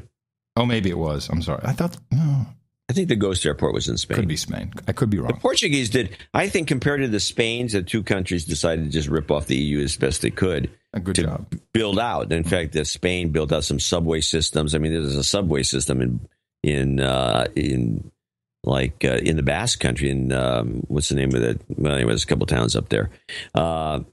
Fantastic. I mean, it's very modern, very cool. They got some nice highways they put down in Spain, but they also put up big bank buildings, and they squandered a lot of their money, including that airport. The Portuguese seem to, just because, like you said, when you were there, it was all dirt roads, and now it's all freeways. It's third world country. They've really modernized the country, and they haven't hurt themselves necessarily, even though they're broke. Did I tell you about the time that I went to Portugal and I was a superstar? What 20 years ago? Longer. Almost 30 years ago. Wow. When they had no roads. Well, you're 19? I was 19 or 20, and there was a consortium. The satellite television was just really taking off, and they had Europa TV, which is all the public broadcasters of Europe, and some multiple contributed news. And then what we did is an hour of music videos every single day. And of course, this is pre-email, so we would solicit postcards and letters, and I had probably 25 at any given moment, 25 full mail sacks, mail sacks, like canvas, burlap bags, canvas mail. Yeah. And at the time, Portugal was a complete third world country. Everything was a mess. And what they were doing is they were taking the integral Europa TV signal and rebroadcasting it on the terrestrial RTP2. They only had 2 stations, and they certainly had no music video. So all of a sudden, there I am playing music videos, and I'm reading, there's a 6'4" blonde guy, blue eyes, kind of, reading their mail. So we knew that there was a good market for us, so we decided to go tour around the country, and it was, of course, in conjunction with TAP, the Tourists Association Portugal. So it's all, someone was getting paid for it, not me. And we land, and at the time we had Carnets. You remember the Carnets? If you wanted to import, if you had camera gear and you're going into a country, you had all this documentation. Because the yes, Carnet. you had to bring, when you went to Europe in the early days, 20, 30 years ago, you had to bring all this documentation that you owned the camera. That's right. So then you had to clear it. Because apparently you could buy the cameras cheap. This is all part of fair trade. It's like, where'd you get that camera? You bought it over here because it was cheaper. Yeah. And you couldn't get gouged in the United States. The United States was all about gouging, especially in the 70s. So we're doing the Carnets, or Carnet. I think it's a French word. Carnet. And I hear this noise, and I can't place it. I thought like something was dragging on the baggage carousel. I couldn't quite but everyone heard it. It was like this, like some swarm of birds or something. And then we go through customs. The sliding doors, which are milky glass, open up, and there's 5,000 kids waiting for me. It was insane. Did you sign autographs? They were hanging on. We had a van, like a Renault Espace van, and they were hanging on the van as we're driving. They were in a frenzy. They should have grabbed you and stripped your clothes off and then beat the crap out of you. So here's the kicker. I would say jokingly, I'm pretty much the same guy I was when I was 19. Instead of, send some pictures, although I frequently solicited naked pictures and received them. But I would say, hey, give me a Lamborghini. For some reason, I thought getting a Lamborghini was a cool car. And I'll take a picture. I'll put it in the show notes. I have front page articles from the A Capital newspaper with girls giving me Lamborghinis. What? Yeah, they were there. They had the Lamborghinis. Say, here's the keys to the Lamborghini. Wow. Yeah. Did you take any of them? No, of course not. No. I didn't even have sex with any of them. That's how stupid I was. Moron. You didn't get any money for this gig. Fell in love early. No money for the gig. No Lamborghini. No banging hot chicks. No. I didn't have an agent. That's the problem. Yeah. If only I'd known you then, Dvorak. Boy, would my life have turned out. Wouldn't have been able to help much. I would have taken the Lamborghini. That'd have been my fee. All right, we're done with our. Yeah, I want to remind people we do have a show coming up on Sunday. We have a lot of good stuff that's going to be produced for that, and then Dvorak.org/NA. So this is a good opening salvo. The rest of it's not as good, but this was at least helped. And then a quick PR mention from Sir Ramsey Kane. In the morning, the new No Agenda CD is out. You can find it at noagendacd.com. The new disc is called Tech Horny and is specifically geared towards dudes named Ben. Listen up, dudes named Ben. I'm going to ship 400 CDs to my hotel in Las Vegas and hand them out at DEF CON. Good man. Sir yes, Ramsey this will be great. This is the guy who knows what he's doing. The next few days, I'll also have a more traditional NA CD available. I'm going to ship some of those as well and hand them out on the Strip. You should put some hooker with a phone number on it. Yeah, one of those girls. Yeah, I'll take that CD. I figured that No Agenda. That's what I would do. Yeah, put some hottie on there. With a number. With a phone number. The number. 002-345-709. That's my number. Something that if you put it in the browser, it'd go to the No Agenda show. I figured the NA meetup attendees can put their No Agenda shirts on and join me on the Las Vegas Strip to hand out CDs to passerbys. Planned Parenthood style. I want photos. Yes. Put this in the newsletter. Planned Parenthood style. I like that. If you do this, I want pictures in the newsletter. And it should be the No Agenda face-to-face marketing team. And when someone walks by, you stick out your hand and go, "Hi!" In the morning. In the morning, stick your hand out and then reel him in. Sir Ramsey Kane. Be the way to do it. Who ends with his Hail Apple. Thank you very much, Sir Ramsey. You are a true gentleman amongst the sirs. Dvorak.org/NA. Of course, while you're out there, you might as well do the very important work of propagating the formula. Our formula is this. We go out, we hit people in the mouth.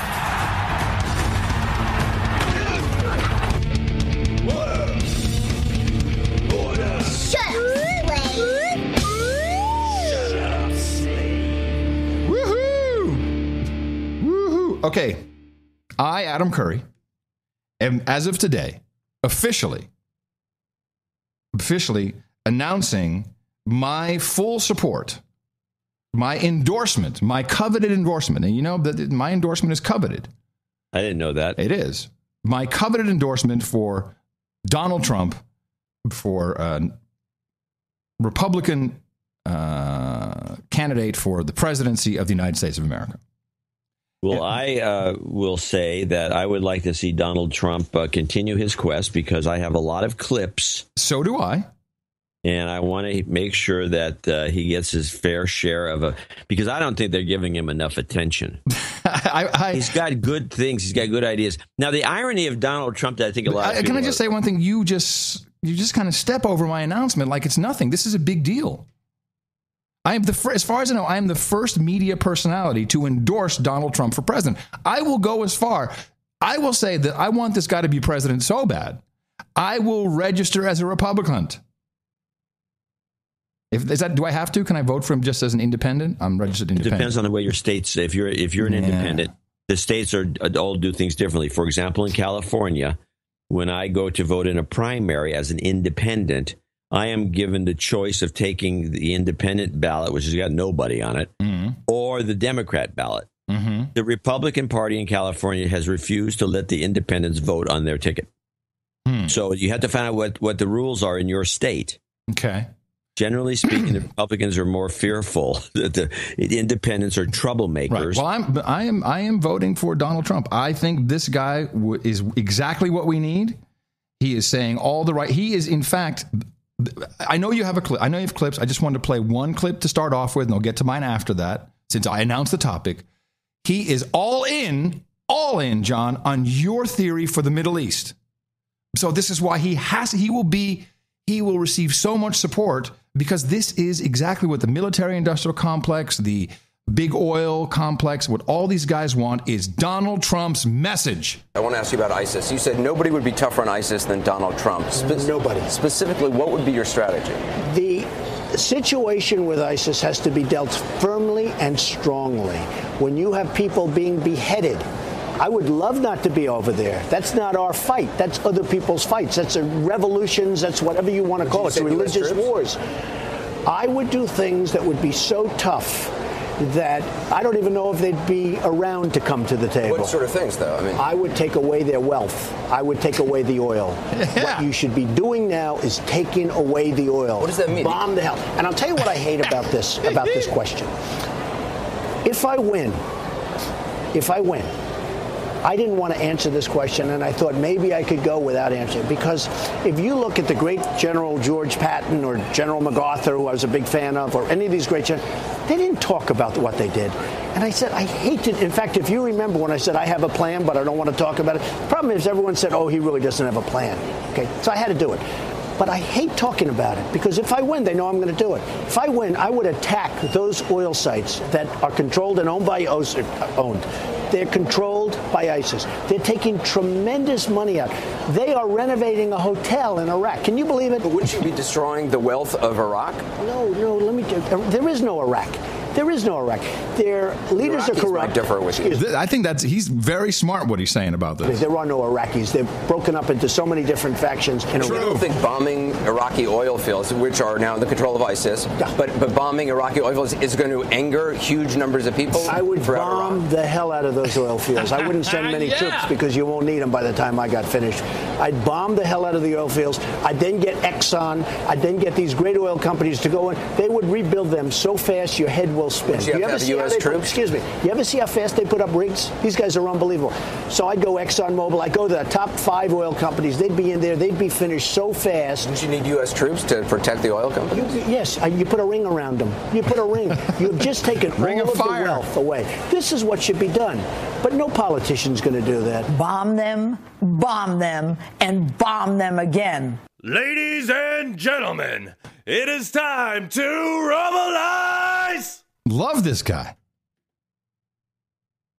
Well, they're out to get him.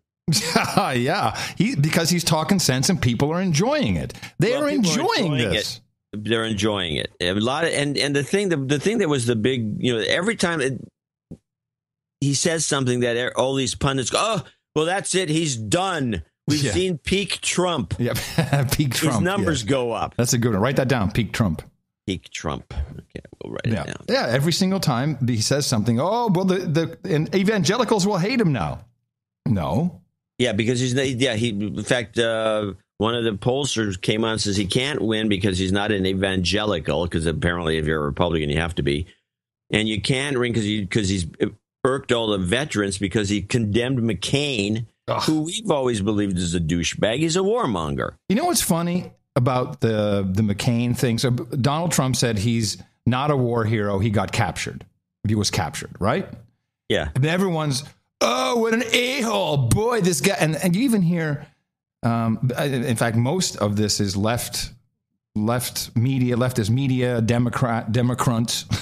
They're all say, oh, what a horrible thing to say. Yet, when Chris Rock says it, it's funny. McCain just got that old story. This motherfucker been telling the same story for 40 fucking years. He a war hero. He a war hero. He a war hero that got captured.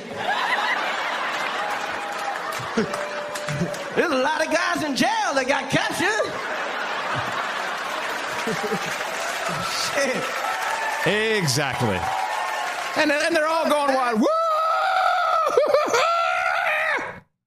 But when Donald Trump says it, what an a-hole. What a douchebag. Come on, people. You're full of it. So let's listen to CNN International on Trump.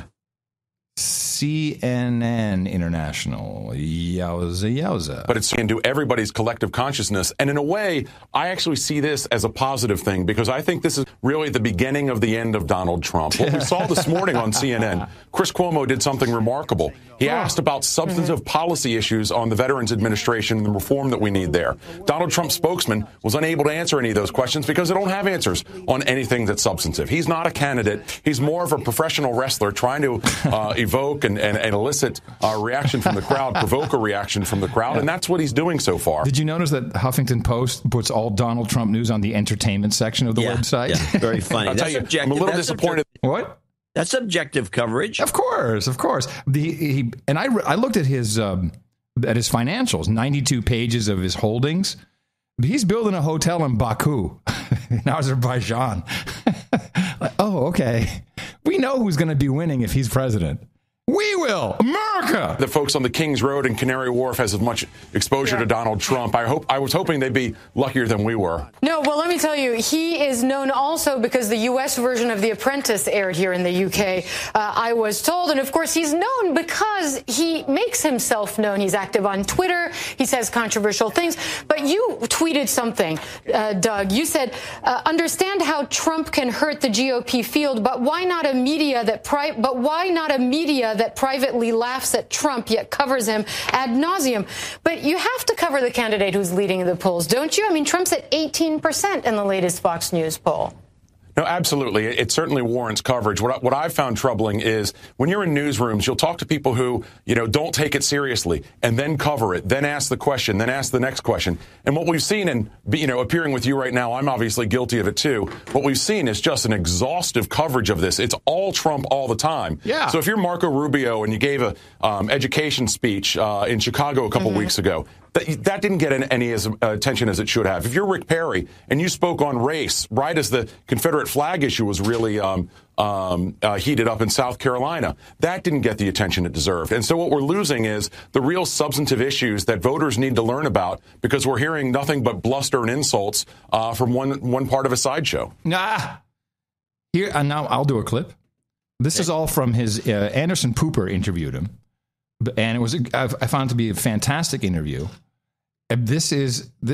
Trump is, you just got to appreciate this guy from a no agenda standpoint when he says this. Well, among general voters. I don't know. You keep bringing up negative. You only want to talk about negative. Why don't you bring up the positive polls? I did. You start off with the interview. No, I started off with the Washington Post poll. You started off the interview with a poll that I didn't even know existed. I started off with the Washington Post poll intentionally because I knew you would accuse me of that. Sure. All I know is every poll I'm leading in, and you give me these two polls where it's different states. They're not even a national poll. Check the record. I started off with the Washington Post poll where you are way out in front. I think it's very unfair. You're talking me a poll I never even saw.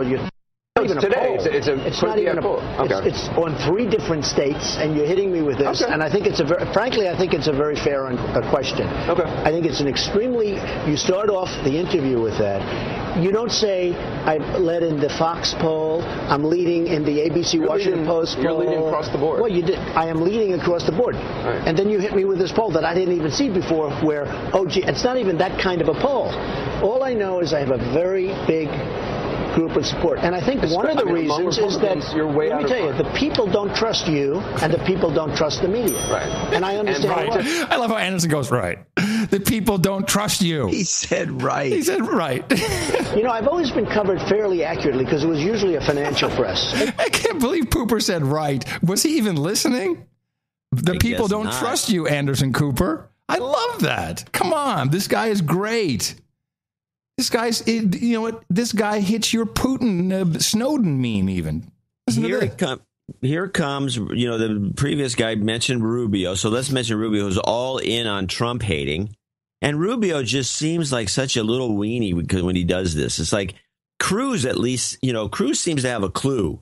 Yeah. And he smiles and he's out. He says, I'm not saying nothing. Right. But no, Rubio's been sent in as a hitman and that's a double negative. Well, that would be Cruz. Does he say, I'm not saying nothing? I'm not saying nothing. I didn't realize. So this is Rubio 1. This is the clip that says Rubio 1. Okay. And this is him. Yeah. I think he's seated down. He just doesn't seem presidential in any way. And let's play it. Joining us now, Senator Marco Rubio, Republican from Florida, 2016. This is a 2-box. He's not sitting down in this one. Oh, okay. Thanks for clarifying for the audio. It's important for the audio that you know it's a 2-box. It's a twofer. Joining us now, Senator Marco Rubio, Republican from Florida, 2016 nominee. Thank you so much for joining us, Senator. I know you've heard these comments from Donald Trump. Governor Perry says these comments disqualify Trump to be commander-in-chief. Do you agree? I do agree. No, I do agree. This is not just an insult to John McCain, who clearly is a war hero and a great man, but it's an insult to all POWs, to all men and women who have served us in uniform. That's not. They'll do anything. They're so afraid of this guy. It's not an insult to all Of course not. No. But they'll do anything. They're so afraid of this guy. I love him. Who have been captured in battle. And this somehow makes the assumption, or he's saying, that somehow if you're captured in battle, you're less worthy of honors than someone who isn't. It's not just absurd. It's offensive. It's ridiculous. Yeah. And I do think it is a disqualifier as commander. How's it disqualifying?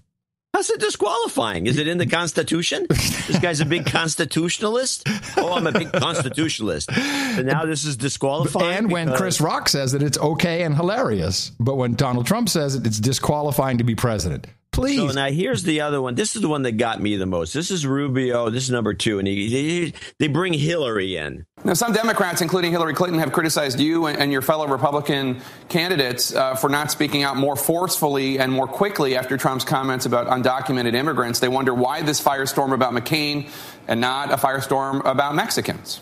Well, there was. I spoke out against what Donald Trump said. Okay, so that was I cut it short because that's all I wanted. The point I wanted to make is, why doesn't he say, what business is it of Hillary's? Why are we responding to what Hillary says? He should have. When did Hillary define the debate? Yeah. What's Hillary got to do with that? Is a disqualifying statement right there. You can't run on the Republican ticket if you're allowing your entire messaging to be hijacked by a Democrat. Yeah. No way. No, he's right into it. Now, the thing I noticed I had a bunch of clips of Rubio. He's just a weenie. He's horrible. I had a lot of respect for him when he ran as a Tea Party guy. Now I've lost all respect for him. All right. I think he's a complete loser. He shouldn't even be running. He just acts like a kid. When he goes on camera, they have the 2-shot, they have the 2-box, and he's over there sitting there with a really forced smile. Some consultant told him to smile more, because the consultants, if you go work with any media consultants, they always tell you to do this. Which Trump doesn't use, by the way. No, he uses no consultants. No. And that's why people like him. So the consultants, any media consultant working with and they always hire him at every operation. And the thing is, you're not smiling enough. You don't look like you want to be here. In my case, it was always, I don't. Well, you should fake it and smile more. You should be smiling. So before you continue, which is exactly why I think one of the reasons why people like the No Agenda show is we just are not politically correct. And these guys are managed, they're styled, they're coiffed, and they're incredibly politically correct because they believe, for some reason, the American people are, well, of course, they are brainwashed into being this way. But underneath all of that, we want to fucking win. We want to win the world. And Donald Trump is the man who can take us there. Anyway, this is never going to end. This is going to go on for months, ladies. That's correct. No, 500 more. Finally take him out. They'll have the meeting like they had with Ross Perot, show a few pictures, These are guys in dark suits and sunglasses in a parking lot under the ground. I don't think he's afraid of it. I don't think he gives a crap. Yeah, we'll see. Ross Perot wasn't either. All right. So now here's another short clip of Rubio, because I just wanted to point something out which bugs me. Rubio, because this is a part of something you brought up. After the show, yes. After the show, which was the use of, and you see this on all these little tech horny podcasts. And it happens at the dinner table in everybody's house if you have kids, especially if they're around 12 years old, where you want to get into the conversation. I think Apple's going to do this. I think Apple should have bought Oculus Rift before Facebook, and I think hi, I'm Film Girl. I think. Sorry, I had to say it. Now you're bringing scurrilous remarks and aiming at people. I'm sorry, but I think is crap. And here is Rubio. He is one of these people. And I'll tell you how he's preface him with, I think I'm going to tell you how he should have said it if he had any qualifications to be president in terms of his leadership abilities. Sanctions, is it not possible that this is simply the best deal any American president could have gotten? No, I don't think that's true. I think that the sanctions were actually forcing Iran to the table. I think we should have asked for a lot more. This deal violates promises the president made to the American people on multiple fronts. It is not an anytime, anywhere inspection system. It is an inspection process that will require arbitration. We need to come up with a no agenda response when people are doing this I think thing. Now, the thing about this, if you play that again, it just ended after the second time he says I think. Of sanctions, is it not possible that this is simply the best deal any American president could have gotten? No, I don't think that's true. I think that the sanctions were actually forcing Iran to the table. I think we should have asked for a lot more. This sanction, Yeah, it's good. If he had removed the two I thinks, it would have been fine. Yeah. No, it was no good. And we could have done this and that. I've paid attention to our usage, and we sometimes use this, and we're just as guilty. But everybody uses it. But it's a bad habit. If you are I don't know. If you are an expert on some things, for instance, I believe I am an expert on aviation. So when I say I think this is what happened, then that is reasonably credible. But what we typically do on the show, and I've paid attention to it, is we'll say Obama should have done this, or Mufant guy should have considered this. But when you say I think, who gives a shit? I don't care what you think. You are no expert in the material, and this has to stop in general in certainly tech horny podcasts, because it's annoying. It's boring. It's boring. We don't care what you think. You have no standing. You're a reporter. Reporters report. You don't think. Well, technically, you're right. Here is the future president speaking to Snowden. And by the way, can I interrupt you right there? Of course. You know my theories about the economic cycles and the way things work out. I do. The guy who makes the biggest splash and doesn't get anywhere in this cycle, which would be 2016, is the guy who becomes president in 2020. That's fine. That's what happened to Reagan. That's what happened to Franklin Roosevelt. That's what happened to, I can name more. And Reagan, I remember that when Reagan was running, and I was in the Netherlands. In 76? Yeah. Okay. The world was full of scorn. Pah! An actor. An actor. Ah! An actor. And now he is heralded as the godfather of the modern Republican Party. Yeah. So, I know, hilarious. Yeah. Now, but he is almost all in on Putin and your thoughts on that. He's much more aligned with you than you think, John. But you can't say I think. Former Attorney General Holder just the other day said perhaps some sort of plea deal could be in the works. He also said that Snowden spurred a necessary debate. Yeah. What would you do about Snowden? I think he's a total traitor, and I would deal with him harshly. And if I were president, Putin would give him over. I would get along with Putin. I've dealt with Russia.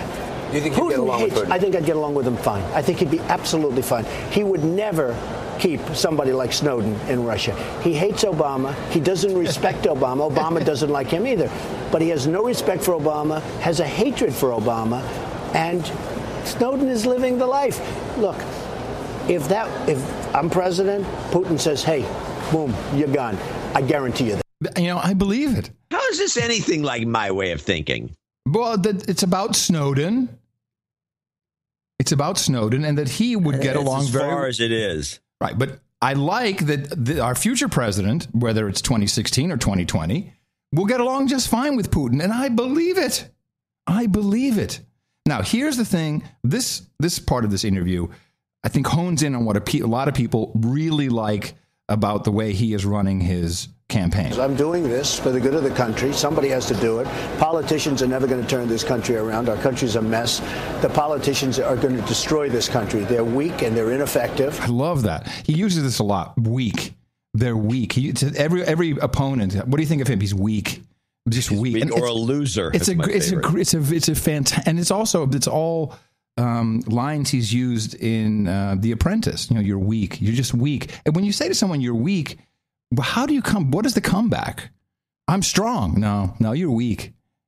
It's very powerful. And they're controlled by the lobbyists and the special interests. So, well, I have no idea. You talk about the lobbyists and the special interests, though. You and I talked last time. You've given a lot of money to politicians over the years. You give to Democrats. You give to Republicans. Aren't you part of the problem? I would absolutely, 100%. Absolutely, I was on the other side. They will do whatever I want up until you decide to run. So isn't that hypocritical to say, "Oh, this is a problem, but I'm going to make the most of this problem"? It's called playing the game. I was a businessman.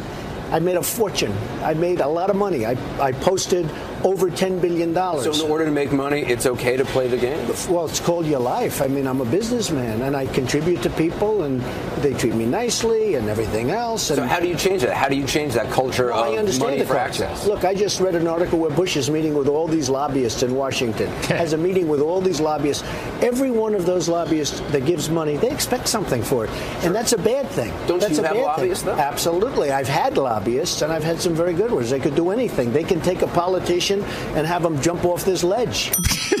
This guy is great. Can you actually change that culture of corruption? Well, you can in the sense that the top person can't be bought.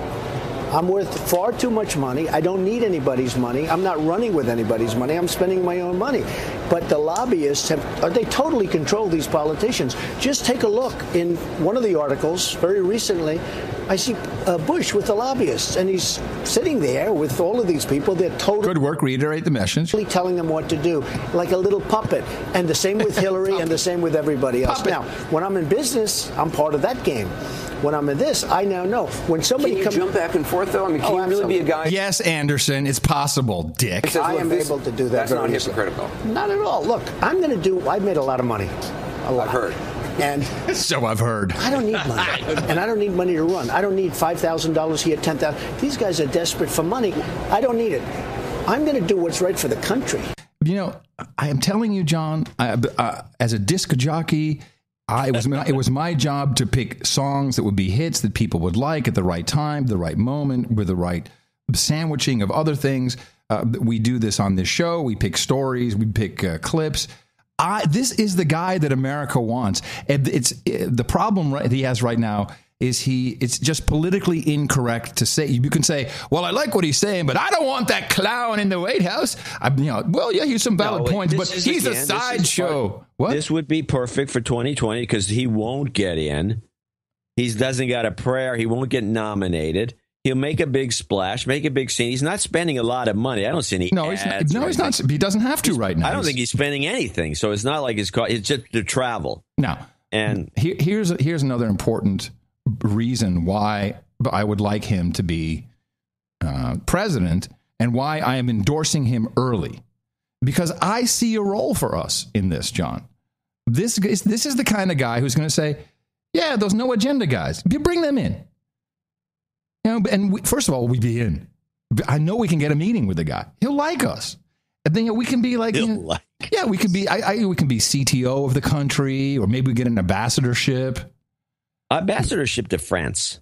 There you go. I'll make it done. Consider it done. Oh, it's kind of, the Skype connection might suck for the show from France. Well, maybe not from the embassy. But he really hits all the points. At some point, and you're right, of course, I'm not going to argue your cycle theory, because cycle theory. How can you argue?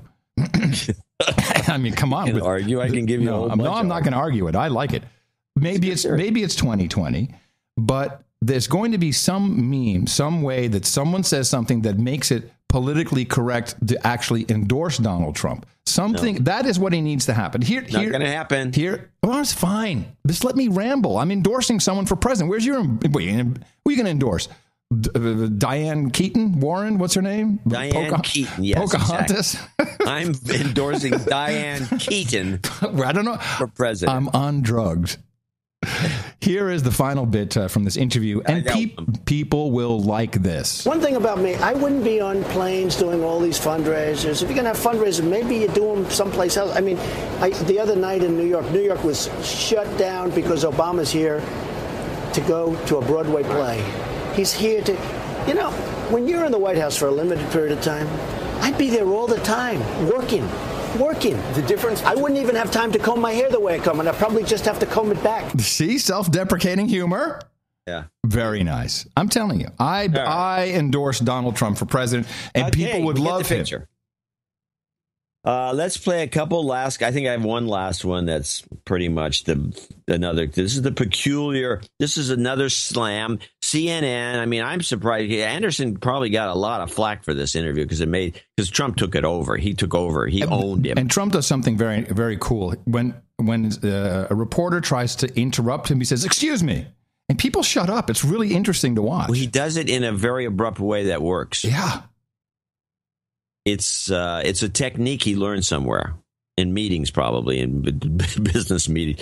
But he does it. And what he does, and I've seen him do this a couple of times, he does, "Excuse me," and then he starts to talk as though if you're saying anything, he is not listening. He is going on, and you have to stop. Yeah. And if you're an interviewer, that's what you're trained to do anyway. Yeah. The only people that can really stop him would be people yelling back at him.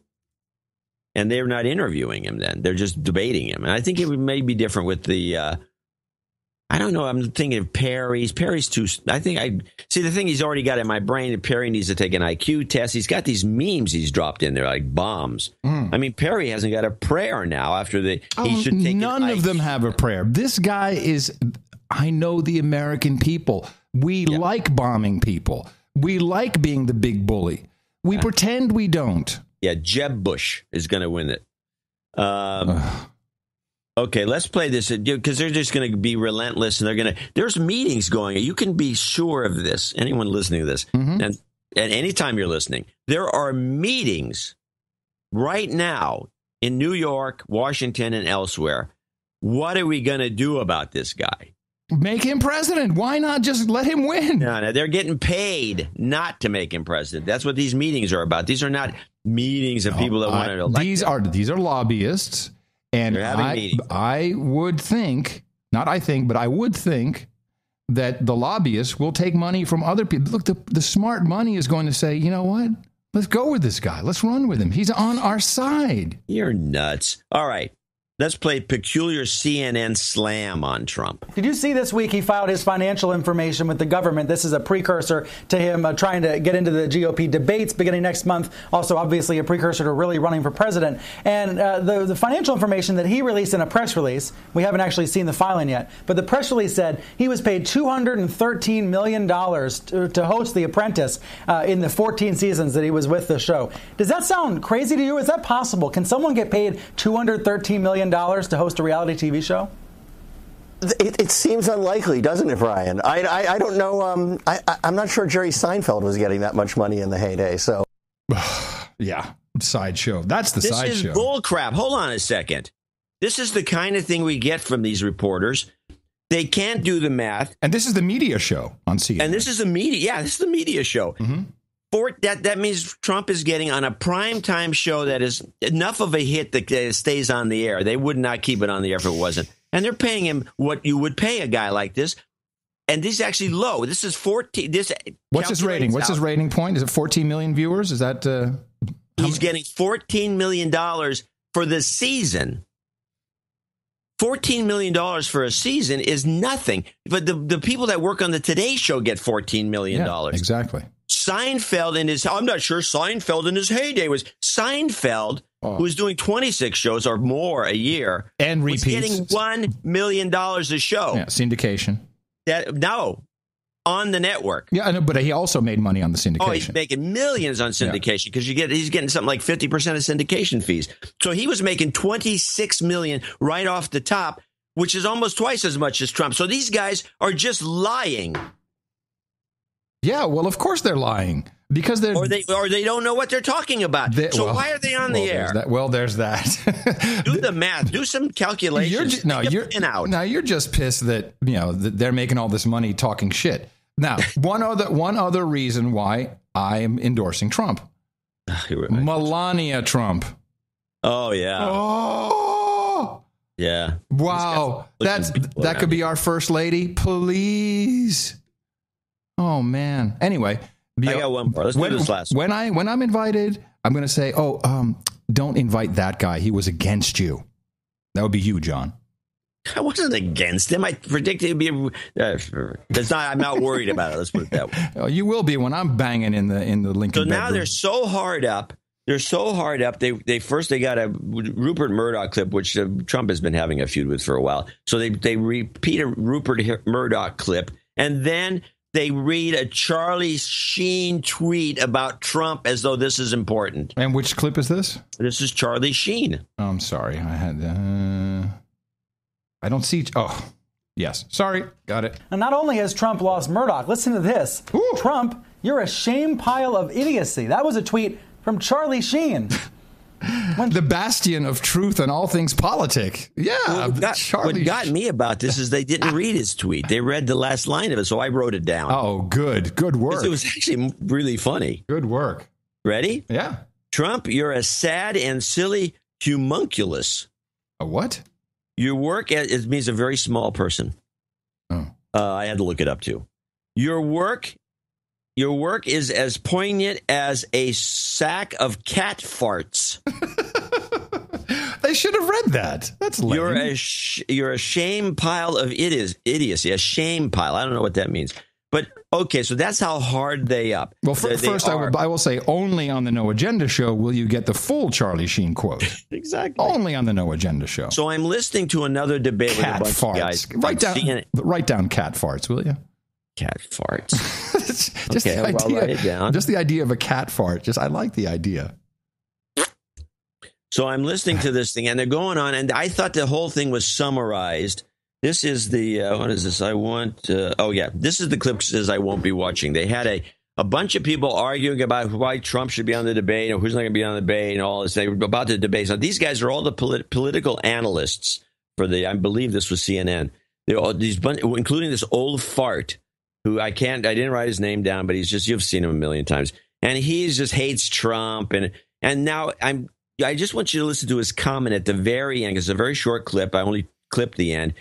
This is a guy whose job it is to inform the public about things, and this is his attitude about the Republican debate if Trump's in it. Stands of debate. So they've come up with this system where they are going to average the most recent 5 polls, pick the top 10 candidates, and those are the ones on the debate. I won't be watching. Thank you. I won't be watching. Thank you. Because he's a clown. You can't watch Trump because he's not serious. People love winners in America. Why are we all allowed to like the biggest, richest, most pompous asshole in entertainment being Jay-Z? And we all love Jay-Z. And he's got Beyonce as his wife. But yet we all have to make jokes about Donald Trump, who has a hotter wife than Beyonce and more money and is more pompous. He's definitely more pompous. But here's the irony of Trump. Because the truth is America actually loves this kind of person. I believe you're right on that. Mm-hmm. And here's the irony of Trump, especially amongst the Republicans. All we've heard since I was a kid, we need more businessmen to run for office. Thank you. We need more businessmen to run the government. We don't have enough businessmen. They don't think like businessmen. Thank you. So you got this guy who is the ultimate businessman. Yeah. He's successful in business. He's got huge skyscrapers, Trump Tower among them. Hot wife. He rebuilt the old Biltmore and put in the Grand Central Hyatt. Hot children.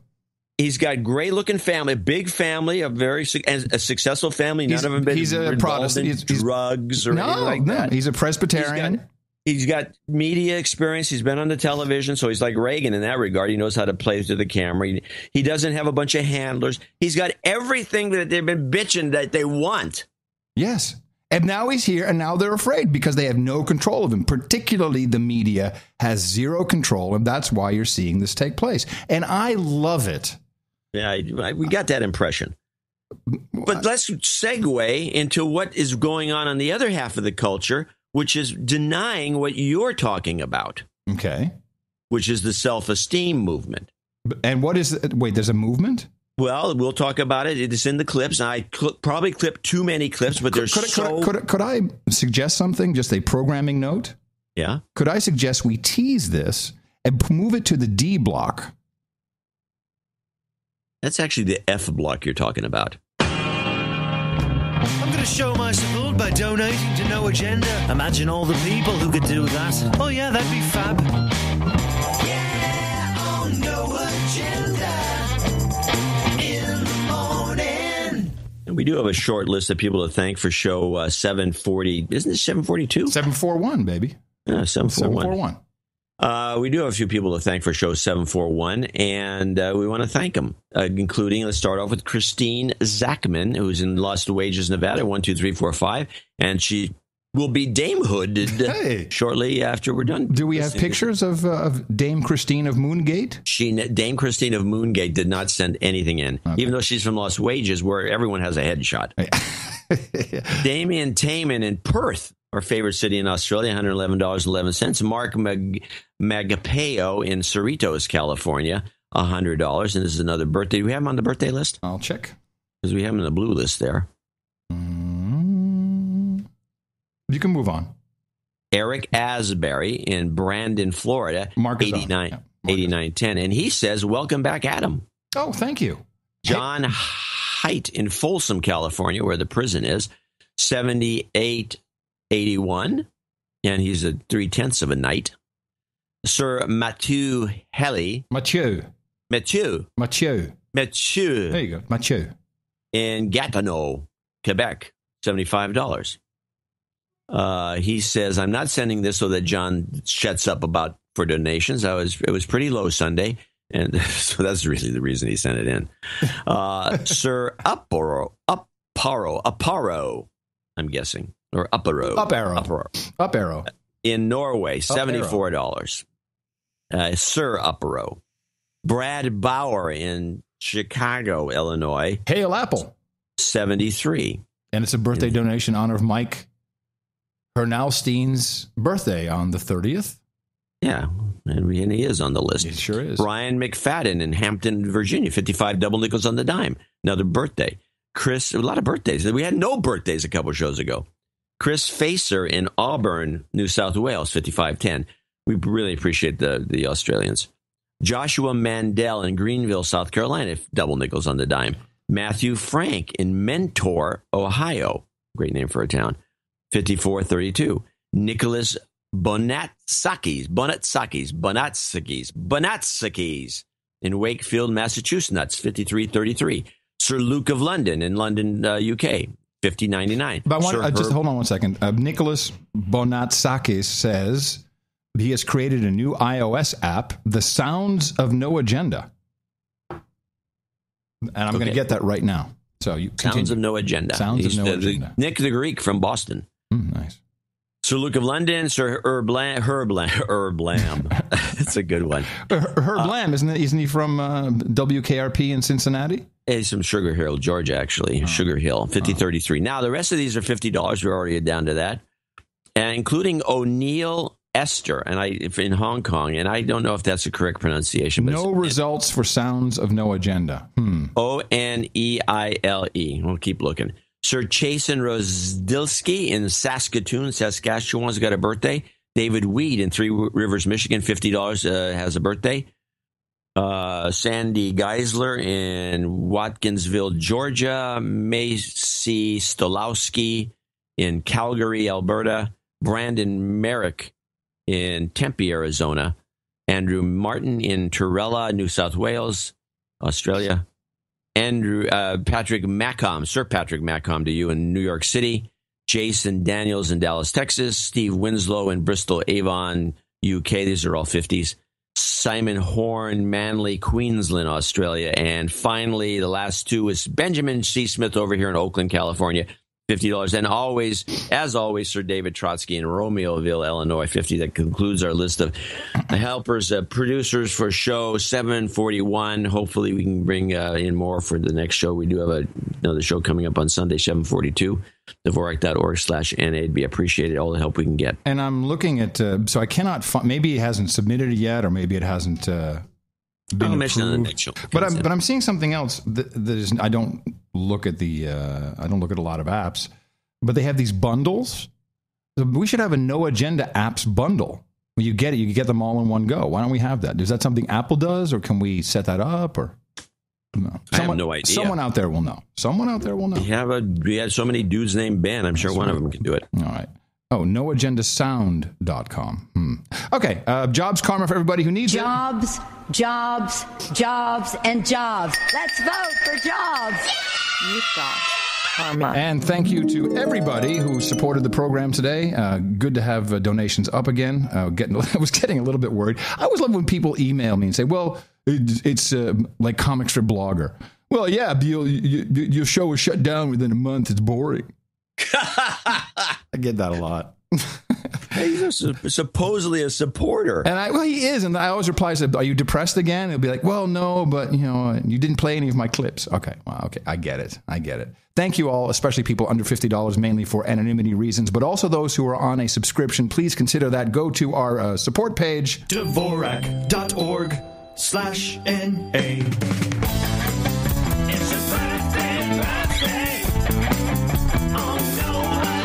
Nice list today. Chris Spacer celebrates today. Also, Mark Magpeo and Brian McFadden will be celebrating his birthday tomorrow. David Weed says happy birthday to his son Atticus. No longer a politically correct name, I might add. Will be 12 tomorrow. Eric Hoff celebrates on the 25th. Brad Bauer says happy birthday to Mike Henalstein, celebrating on 30th. Charlotte Allen says happy birthday to Miguel Gonsalves, turning 40. And Sir Chasen Rodzilski says happy birthday to his brother Shane Rodzilski, who turns 27. Happy birthday from your buddies here, the best podcast in the universe, Uncle John and Uncle Adam. It's your birthday, yeah. I had a note here from Eric the Shill. What is this? Oh, the new sealing wax has arrived. However, it was not branded as agreed. F Hong Kong, he says. Well, that sucks. What does it say? Well, nothing, I guess. Oh, no, it's not branded. Just not branded at all. Yeah. Yeah. Yeah, this is working. This is the problem. We're not made in America. Now, is everybody here a knight, or did some of these double knighthoods, or I'm a little confused. I think one of them was a second knight. Yeah, which one though? Well, I got to go back and look. It was right at the beginning of the show. I can figure it out. Because I think this is a mistake.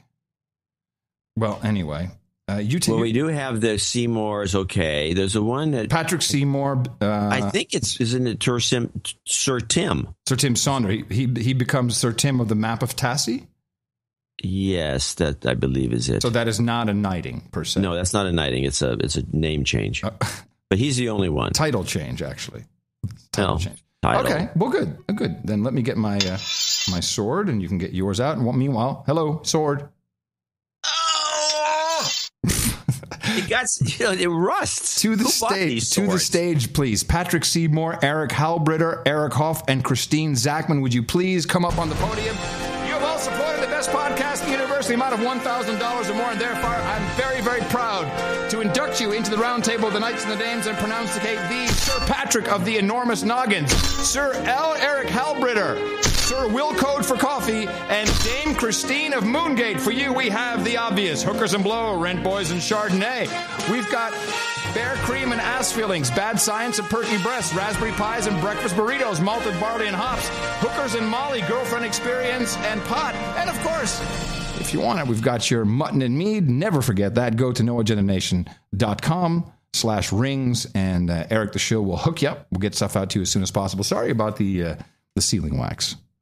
I did get a nice shame. I got a CD the other day in the mail here, but I didn't know what it was, an envelope, and it felt like a CD size, but you flip it over and there it was, Night Ring embossed into the sealing wax. That's nice. I love that. That was done. That was sent to me to be resent to remailed to you about a year and a half ago. Right. He wound up eventually just sending it to me directly.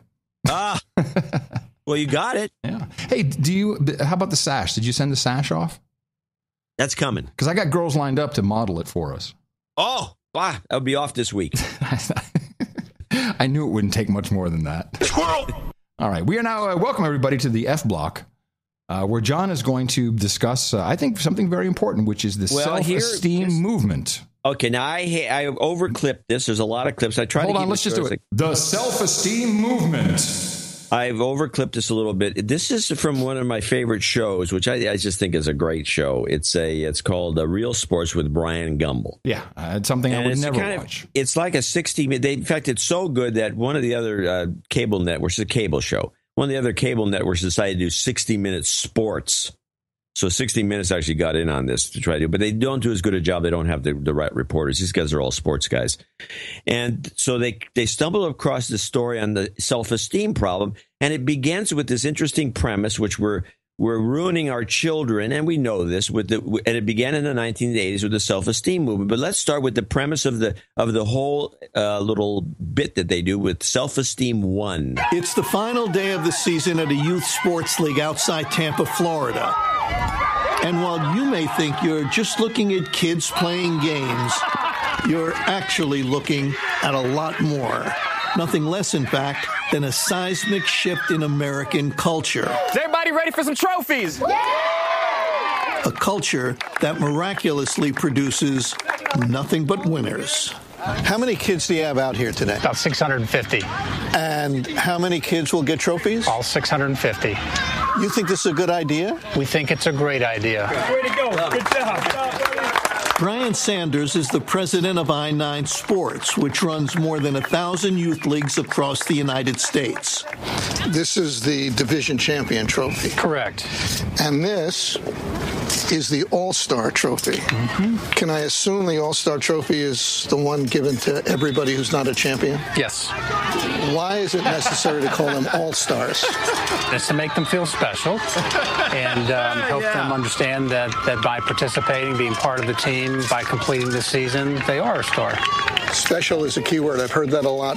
Yeah, we want to make each child feel special. Oh, there's no winning. We don't like to foster a competitive atmosphere, but we laugh a lot. Now everyone hug and share a secret. It actually gets worse than that joke clip you just played. Oh, man, really? This is great. I love this, John. The self-esteem movement. I didn't know that this was actually... this was actually it's explained later when they do a little retrospective on when it began in the 1980s with a clip from an old film they were showing in California, because California is the center of this thing. Mm-hmm. But it's all over now. I mean, that was in Tampa, Florida. The whole country's been plagued by this. Oh, yeah. And as we go through the 6 clips, you're going to find it gets more sickening each clip. But let's play Self-Esteem 2. This isn't even a trophy for effort or trying. It's a trophy for participation. It sets the bar pretty low. Gene Twenge is a psychology professor at San Diego State University who says America's trophy culture is actually hurting our kids. It seems so harmless. Little Johnny got a trophy. Yeah, he made 22 errors, and he batted 0, and the team finished last. Give the kid a trophy. To which you say? To which I say, give the kid a hug, and let's practice more and figure out how not to make so many errors. But a trophy puts what in his head? A trophy puts in his head that whatever he did was good enough, even when it clearly wasn't. And that's not how the real world works. So you're saying this is bigger than Little League? Yes, and it's an issue of the culture changing. That change in America's culture started a generation ago when educators started to be influenced by trends in psychology. And the big new idea was something called the self-esteem movement. Good self-esteem is as important as good nutrition, good health, and in my view, more important than making good grades. Researcher Ashley Merriman has written extensively about the movement. The state of California had a task force in the 1980s to study self-esteem. And we thought, especially for kids in struggling communities, if we just told them they were great, they would believe it, and then they could achieve more because they were certain they were great. And sports, Little League coaches, teachers, anyone working with kids said, well, how do we build kids' self-esteem? Well, we give them stickers that say, you're great, and we'll give them a trophy, and we'll give them a medal. But you're saying there's just one thing wrong with this theory. None none of it works. Yeah. I will say, when I was in 5th grade, there was a sports day. And for some reason, there was a period in my life around in the 5th grade, I was pretty decent at high jump. And I'm not an athletic guy at all. Well, except for my spin class now. And I recall that I got pretty far. I did okay, but then I think I tripped or something stupid like that. I tripped and skinned my elbows. And so my elbow. I was going to do the high jump, and then big, massive fail. And I was disappointed. And I do recall they had what they called the Poodle Prize. This is a Dutchism. The Poodle Prize, which what would that be? The Booby Prize, maybe? Yeah, the Booby Prize. And they don't do the Booby Prize anymore. That's another point that wasn't made in this piece. And I liked the Booby Prize because it was a yellow ribbon. It wasn't red or blue or white. It was a yellow ribbon. And it said, like Booby Prize. And I felt good, but it was just one. They had to choose who had tried the hardest or showed some excellence and was just an awkward doofus. And I think it actually, and I remember this, and I think that did help my self-esteem. Well, but it was just one, not for everybody. Did it make you a better high jumper? That's the question. No, of course not. The thing is, the arguments can be made that, these kids are, the argument's made better in the clips than I can say. So let's start going to this self-esteem clip 3. Everybody gets a trophy every single time. What's the point? Merriman says by creating the illusion of success for children, by making them feel so special, the self-esteem movement has failed to teach them how to actually succeed. To Merriman, losing is good for you. Yeah. All those trophies, not so much. I hate everybody gets a trophy programs.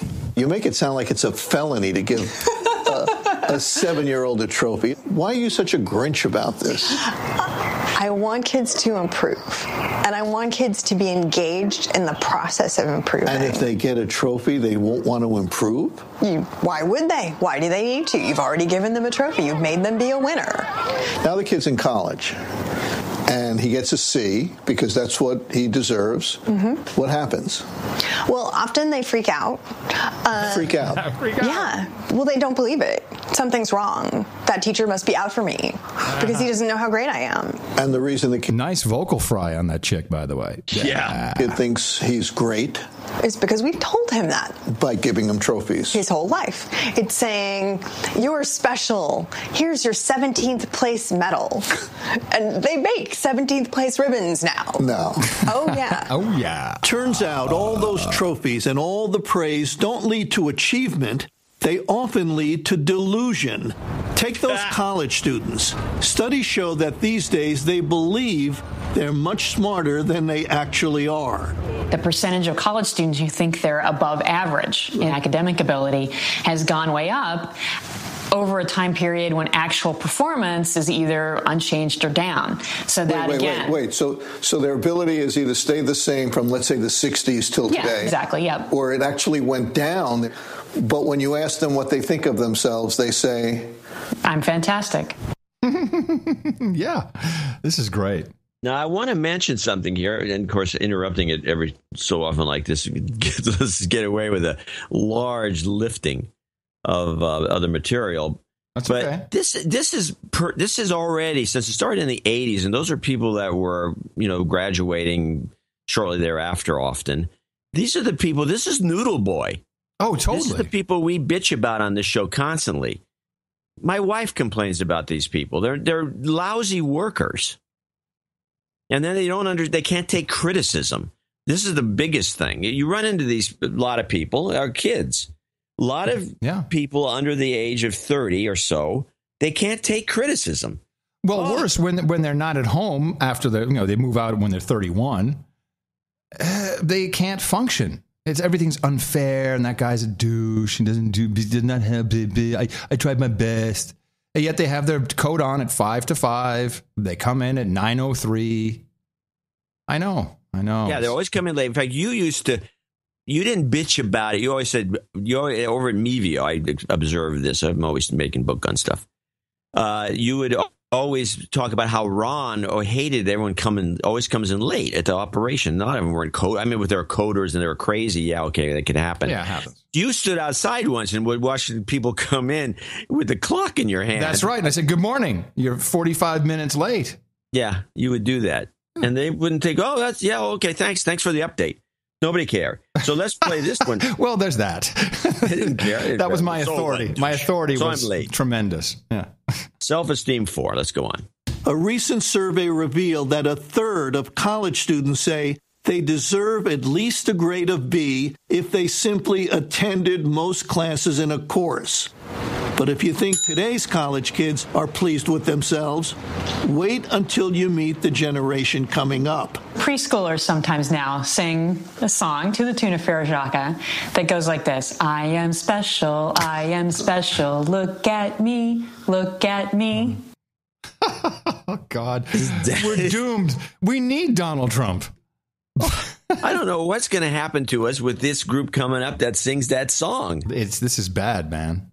This is very bad. It's totally bad. Now, I'm glad that this was aired, and it was done, of course, on a sports show that no one watched it. No one watched Sports guys watch that show, but the public no, which is a shame because this is really an outstanding product that Gumbel put together. I agree. And the thing about this, I've been wanting to do this, like my educational thing I've been wanting to do. I've been wanting.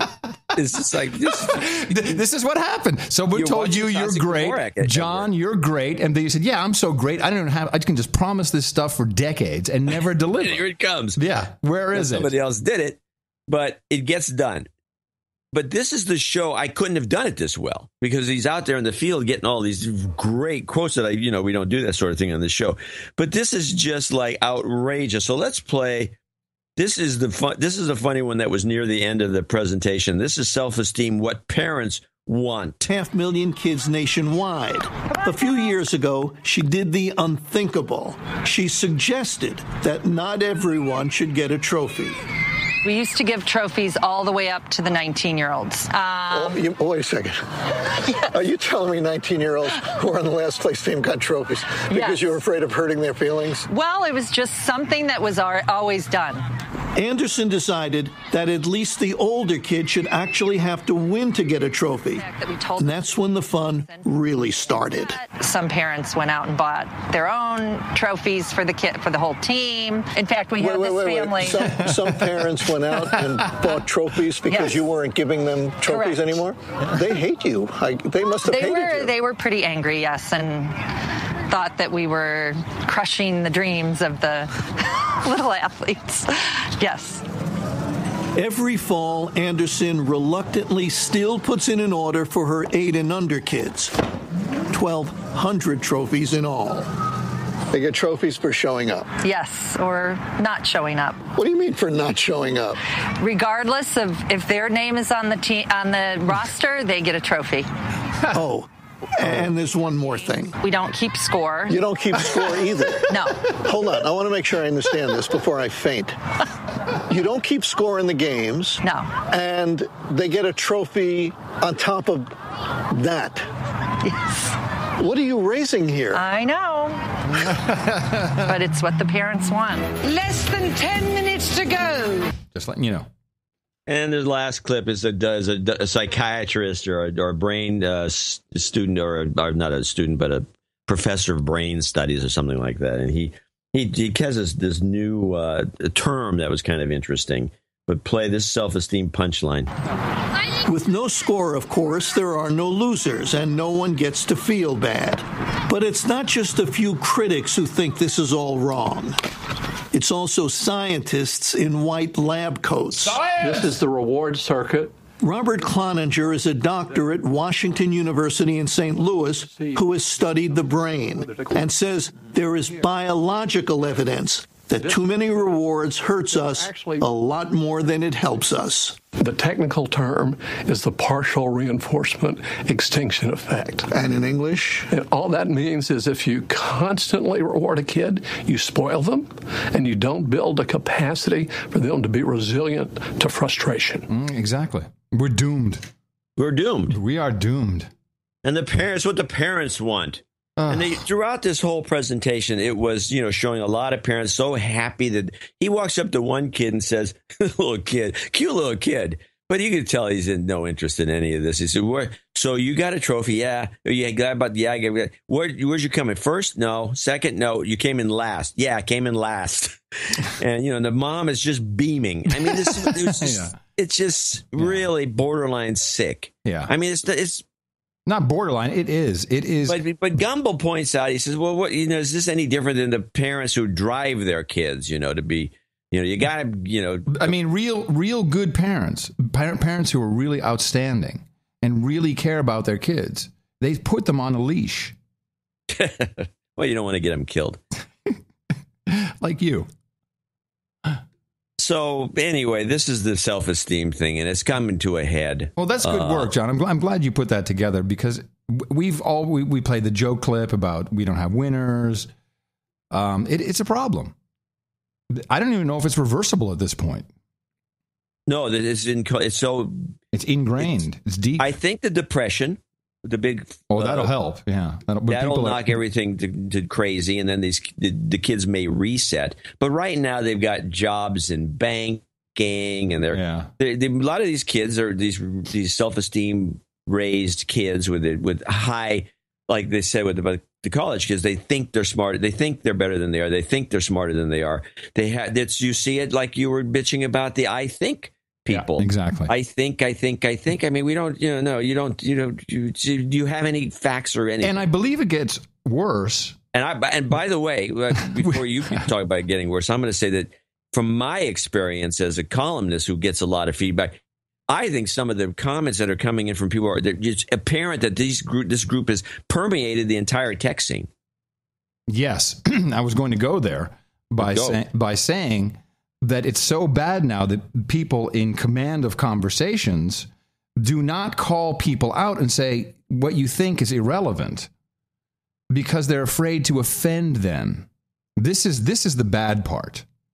People who have parents, they're now doing it with their peers. They don't want to offend anybody. This is why Donald Trump resonates. All right, I'll get off the Donald Trump train now. Good work on that. It resonates with guys like you. It does, yeah, he does. I would like to finish up, since we have our 10 more minutes, with there was a second video released of the Planned Parenthood baby crushing. The baby choppers. Baby choppers, yep. Well, and crushing is more appropriate, but they do crush them. So this entire thing that's happening falls under the heading bad optics, which I haven't heard anyone use that term yet, but that's what they should be using. None of this is necessarily completely evil or illegal, but particularly the second video, the woman in the second video is just scary looking. Oh, she's a creep. Just scary looking. She looks like a ghoul. Yes, she does. If you ask your kid to draw a ghoul, and remember, you get a trophy for drawing it, no matter what. Even if it sucks. Even if it sucks. So everyone is. This is very disturbing for people, for Obama bots. I'll just categorize them. It's very, very disturbing because they can't get it around their head that something bad would be happening at this organization, which is headed by just one of the most beautiful women alive today, Cecile Richards. This woman is stunning, striking, very photogenic, striking. Oh, she's just. But I mean, and she's 50. She's my age, I guess, maybe a little older. But she's just striking woman. She looks a lot like Robin Wright in House of Cards. Yeah, that's the model. Yeah, striking. So before I play a couple of select clips I've pulled from the second video, because I think it is important that we play that since it's getting zero play anywhere else. This is MSNBC. Some guest makes a comparison. We'll do anything now to cover over the bad optics of what Planned Parenthood is doing with these videos, or what is being done to them with these videos, really, to see how they speak and how cavalier they are. And I will say, I know a lot of people in the medical field. There's, of course, when you're around death and sorrow and pain and all kinds of shitty things, then you make light of the situation. You talk about the patients in probably not such a nice way if the patients heard it. That's just what it is. It's just matter of fact. Every You should hear airlines pilots talk. Before I forget, I saw some guy. You can chat in these planes. You can chat with other passengers. What plane's this? Oh, this is on Southwest has it. I think. Oh, JetBlue. I've seen this. I've never even thought but there is now a reason to do it. Okay. Because you're allowed to create your own handle, your own nickname. Oh, so you can do it anonymously? Well, you can do it anonymously. Hey, fatso. No, this guy, you know what his handle was? Pilot. And he was saying, all right, everybody, time to go. Let me just put it in reverse and slowly release the clutch. That was just the beginning. It was like, hey. Was it? You think it was the pilot? No, of course not. Oh, just some joker? Yeah, and you can say all kinds of crazy shit. Big people, wait, the pilot just said this. That's a no agenda tip. All right. Here is MSNBC, some person who has no knowledge of how this particular medical function works in the real world, but trying to use this to talk about the legality and morality of the baby crunchers. Talk to me about those numbers. I mean, to what degree do those seem reasonable in the sort of the course of medical transport? Well, I think it's helpful to understand what the money is for. So I certainly have full confidence that there isn't a profit being made under these circumstances. So imagine that you do something familiar, like you go to give blood. So you go to donate blood, you go to the center, you have a technician who places an IV, you donate the blood goes into a little bag, the bag goes into a little cooler. People have done blood donation, right? So that's someone's job who has to help with the blood donation, make sure the donated blood goes to the appropriate place, it's transported to the hospital. So those are jobs people have. So there are costs associated with donation, and that's exactly what this is for. So those seem like reasonable numbers that would go along with that kind of donation. That's not how blood donations work. I would like to remind everybody, when you donate blood to the Red Cross, who are usually the people doing the blood drive, they are the primary source for purchase of blood. They don't give it to the hospital. It is sold. It's a huge amount of money. The Red Cross is in the blood selling business. Yeah. Here we go. Here's the ghoul, the Planned Parenthood ghoul, and maybe we should just say I'll hold that for later. Here she is negotiating about the price. And of course, this was, by the way, illegal. What was illegal? The negotiation? Well, it's one of those three things you named that were illegal, and this is the second one. You can't negotiate for price. Yeah, no, she was negotiating for price. What would you expect for intact tissue? What sort of compensation? What sort of... Well, why don't you start by telling me what you're used to paying? So you may not be able to hear, but she says, why don't you start by telling me what you want to pay? Okay. No, what you're used to paying. Used to paying, yes. I don't think so. I would like to know what would make you happy. What would work for you? You know, in negotiations, the person who throws out the figure first is at a loss, right? So she said, if you have to see the face on this woman, which says, well, in negotiation, the person who throws out the number first is at a disadvantage. She actually says right there, that's the incriminating negotiation. This is a negotiation. Yes. No, I don't look at it that way. I know you want to play that game. I get it, but no, I want low ball because I'm used to low. I don't want a low ball. You know what? If you low ball, I'll act pleasantly surprised, and you'll know it's a low ball. Okay. What I want to know. And can I say, if I was sitting there, even with that ghoulish face of hers, when someone said that to me, I'd be like, are you recording this shit? Wait, you're going to negotiate with me, and you just promised me if I lowball the number, you're going to act surprised but say, yeah, no, it has to be more. At what point does this woman not think, hold on a second? Does that make any sense to you? I would be, well, there's a couple of things. I think there's a couple of things that should be mentioned. One, she's so cavalier. Yeah. The woman, the ghoulish woman, she's so cavalier that this has to be going on all the time. Because if there was any sense of the impropriety of this, in other words, that never happens, she would be more conscientious, and she would say, "Are you recording this?" Which is what you would do. Yes. But I'm guessing that because this is a commonplace, which is overlooked by people when they analyze this, especially the ones defending Planned Parenthood. This is obviously such a commonplace that none of this sticks out to her. I will actually. Well, I mean, if somebody will. Sorry? A little louder into my flower. Yeah. At the beginning of this, I saw the transcript. At the beginning, the guy or the woman, the shills, the undercover people, actually say, wow, the radio's really loud. Do you think we can have that turned down? I mean, come on. I'd be like, why do you want that turned down? That doesn't make much sense. All right, I'll skip the rest of that clip. Here's the second one. This is another law-breaking discussion about changing the procedure, the protocol. Right. So, in order to changing the procedure is not the issue. It is telling someone you're going to do a procedure and not telling them you change the procedure. That is illegal. Let me explain to you a little bit of a problem, which may not be a big problem. If our usual technique is suction at 10 to 12 weeks, and we switch to using an iPass or something with less suction in order to increase the odds that will come out as an intact specimen, then we're kind of violating the protocol that says to the patient, we're not doing anything different in our care of you. So I don't know if it's audible enough. I can kind of hear it. Yeah, well, I'll just translate, just transcript on the fly. She says, look, if we change the protocol from something with the suction we currently use to something with less suction, so you get more chance of an intact aborted fetus, that's kind of, she says, a little bit fudging a bit with the protocol. And to me, that's a kind of a specious little argument, and I wouldn't object to asking Ian, who's our surgeon that does the cases, to use an iPass at that gestational age in order to increase the odds that he was going to get an intact specimen. But I do need to throw it out there as a concern, because the patient is signing something and we're signing something saying we're not changing anything in the way we're managing you just because you agreed to give tissue. Heard of that before. Right. Yeah, no, it's definitely it's touchy. Okay.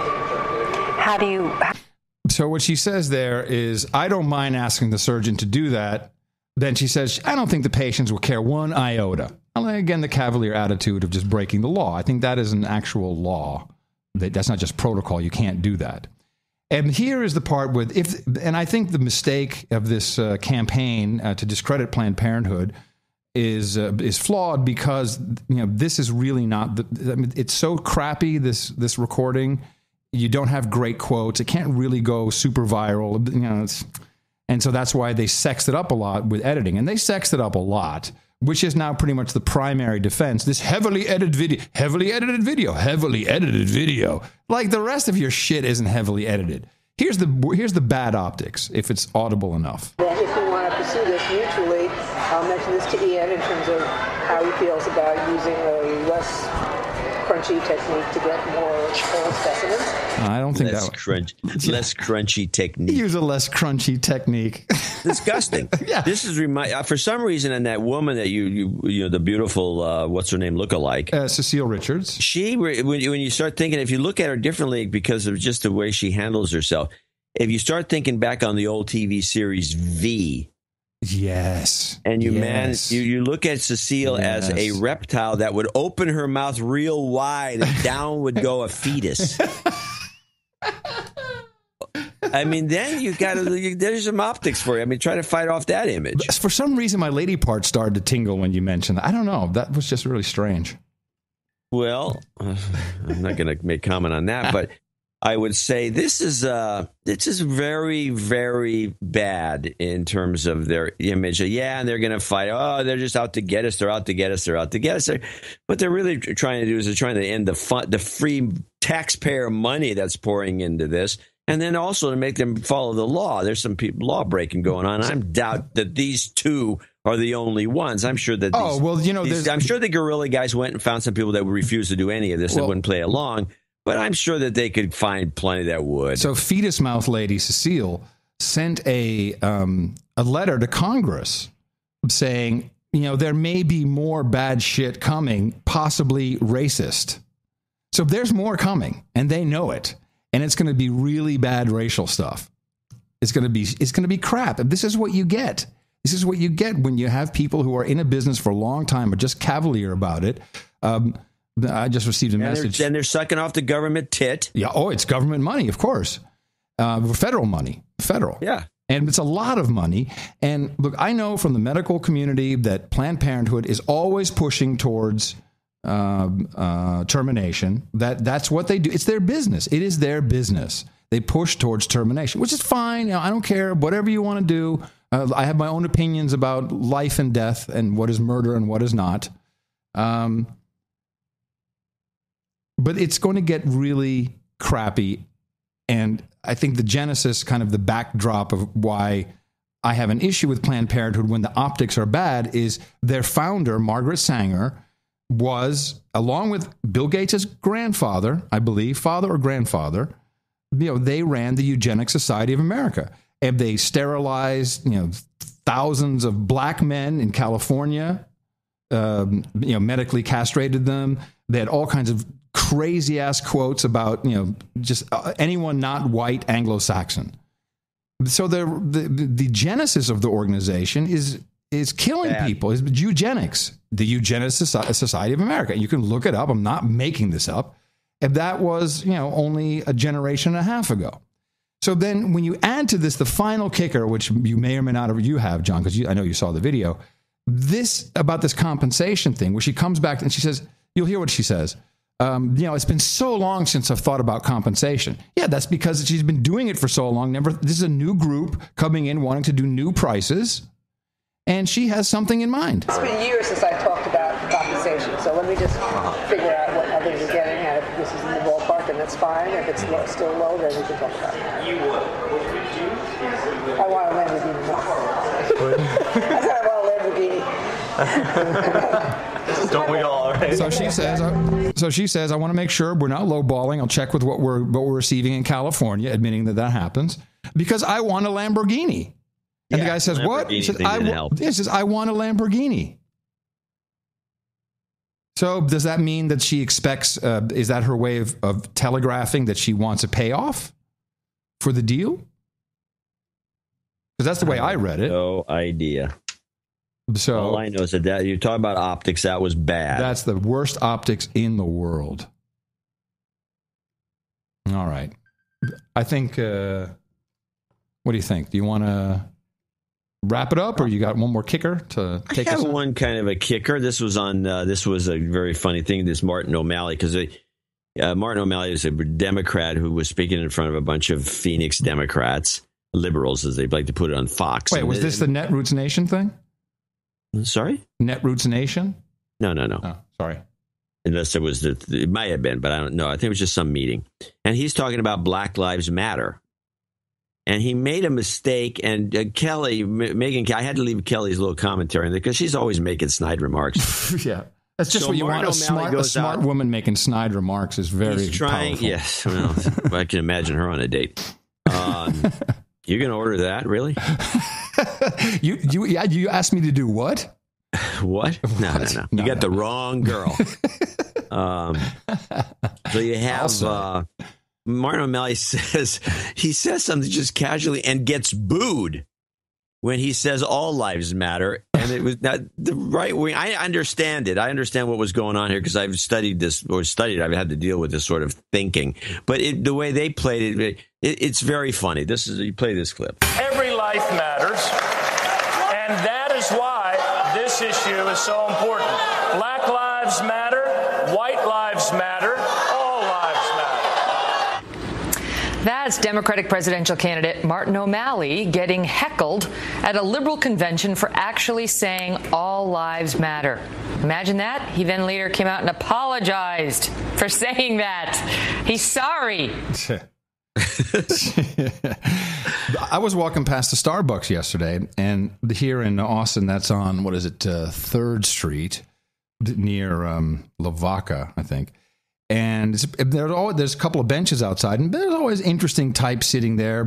It's right in the same building as the W, so there's a lot of people who work in the backstage at the W. They actually have a door right there, which is backstage entrance. But it's for the people making less than $15 an hour.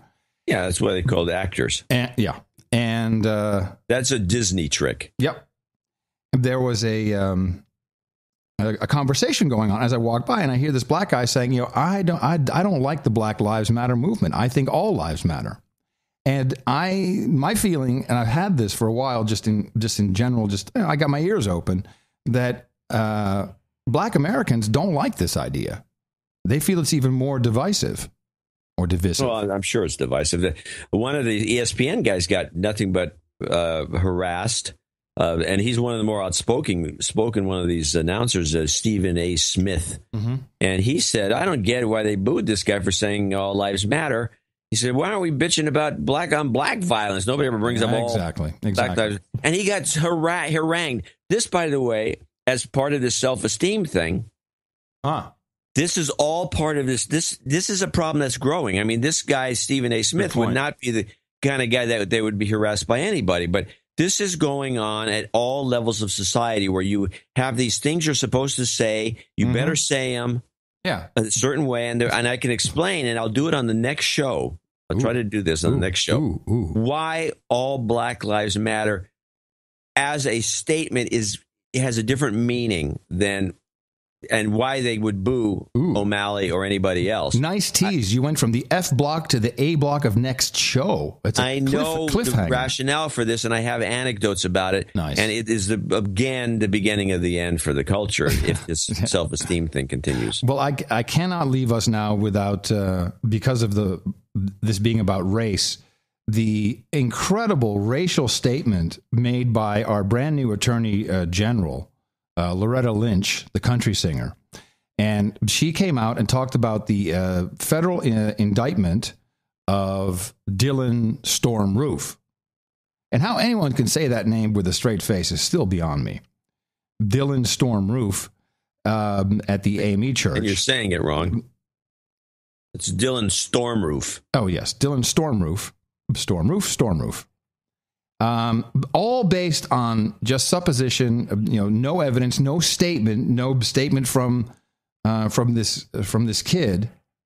And of course, what caught my eye is, the magic number. We are here today to announce that a federal grand jury in South Carolina has returned a 33-count indictment. I mean, you just got to stop when you hear that. When you hear a 33-count indictment, that means pay attention, No Agenda listeners, and listen to the words she's using about this guy based on, as far as I know, zero statement, zero evidence, and just it's a racist press conference. Against Dylan Storm Roof, charging him with federal hate crimes and firearms charges for killing and attempting to kill African-American parishioners at Emmanuel African Methodist Episcopal Church in Charleston, South Carolina. Now notice that she says hate crimes, federal hate crimes.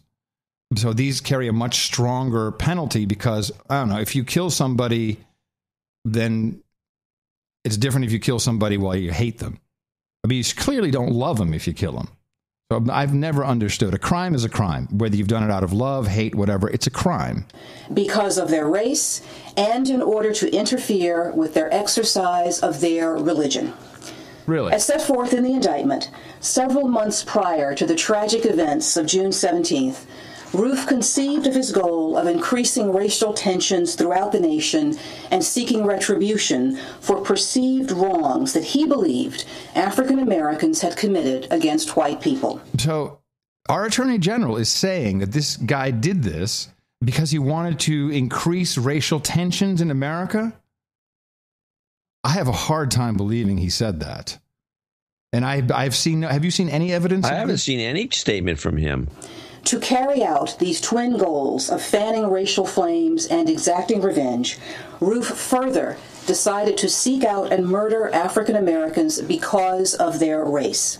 An essential element of his plan, however, was to find his victims inside of a church, specifically an African American church. I mean, did he write a manifesto I didn't read or something? There must be some deposition or something. Nothing. I can't find anything that says this. To ensure the greatest notoriety and attention to his actions. As alleged, Roof said... Alleged. There it is. As alleged. as alleged. Out the evening of June 17, 2015, to carry out this plan, and drove to the Emmanuel African Methodist Episcopal Church in Charleston, South Carolina, known as Mother Emanuel. Mother Emanuel was his destination, specifically because it was an historically African-American church of significance to the people of Charleston, of South Carolina, and to the nation. On that summer evening, Dylann Roof found his targets, African-Americans engaged in worship. Met with welcome by the ministers of the church and his parishioners. But did he hate God? Did he hate the church? I mean, why? There's no real explanation. But to say his goal was to get black people who were praying, yeah, that's what I want to do. Come on. He joined them in their Bible study group. The parishioners had Bibles. Dylann Roof had his .45 caliber Glock pistol and 8 magazines loaded with hollow point bullets. This is not a press statement. This is a novel. The parishioners had Bibles. He had a Glock 45 with hollow point bullets. Not acting much like a lawyer, other than one who wants to win a case regardless. And as set forth in the indictment, while the parishioners of Mother Emanuel were engaged in religious worship and Bible study, Dylann Roof drew his pistol and opened fire on them, ultimately killing 9 church members. Now, as you know, the state of South Carolina is also prosecuting Roof for the murders, attempted murders, and firearms offenses that he's alleged to have committed. We commend the South Carolina state authorities for their tremendous work and their quick response. It is important to note, however, that South Carolina does not have a hate crimes statute, and as a result, the state charges do not reflect the alleged hate crimes offenses presented in the federal indictment returned today. And that's what I think this is about. I believe this is another move by the federal government to say, shut up with your states' rights. You've got to do this. And I think the Attorney General is shaming the state into passing, just shaming them into anything, shaming them to do something on the federal level. To get a hate crime law passed. Yeah. And this is no different than and we haven't really talked about this. This is no different than the Confederate flag issue. The whole point of this exercise was for the federal government to tell the state what to do. That's what this is about. Well, that's what they're going to do. Well, yeah, of course. I'm not saying that we can win, John. There's no winning. No, just hold hands and tell each other a secret. Yeah. There's no winning. No. And why should we want to win? Take all the fun out of it. Yeah, for real. Why keep score? No, don't do that. I'm erasing my -2 points from earlier in the show. Oh, you're going back to... No, there's no scores. I'm not taking score anymore. Oh, yes. Good point. Good point. All right, everybody. We will have another show on Sunday. Looking forward to it. And we'll start working on my acceptance speech for the Podcast Hall of Fame Award. Oh, yes. We have to talk about that a little bit off camera. Oh, off camera. I do want to talk about, I'm going to talk about the Black Lives Matter, why this phrase itself is different than saying White Lives Matter. And also, I have a deconstruction coming up of this Jon Stewart Obama little tete-a-tete, which includes a number of very interesting tidbits that I think were overlooked by Coming to you from FEMA Region 6 here in the Crackpot Condo in the capital of the Drone Star State. In the morning, everybody, I'm Adam Curry. And from Northern Silicon Valley, I'm John C. Dvorak. We'll be back on Thursday. Sunday. Right here on No Agenda. That's how we go. That's how we roll.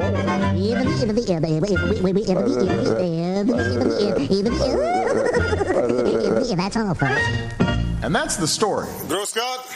Yes, the beaches are back open. Woohoo! Yeah!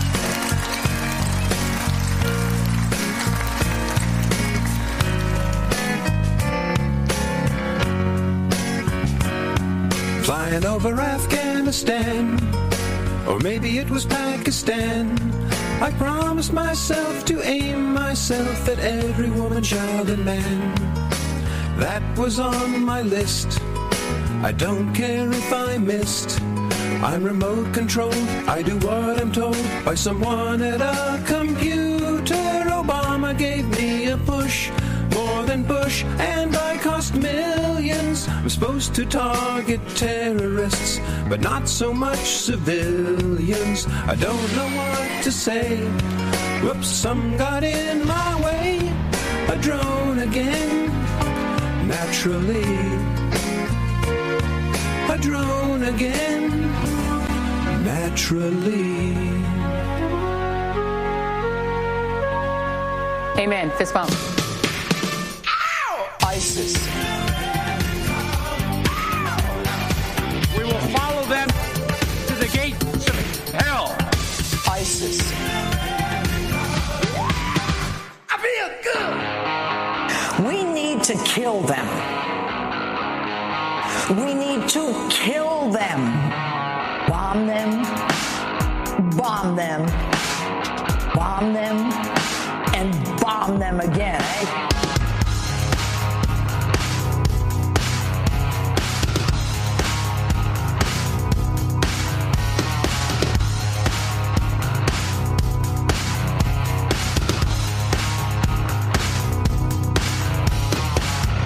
We need to kill them. We need to kill them. Bomb them. Bomb them.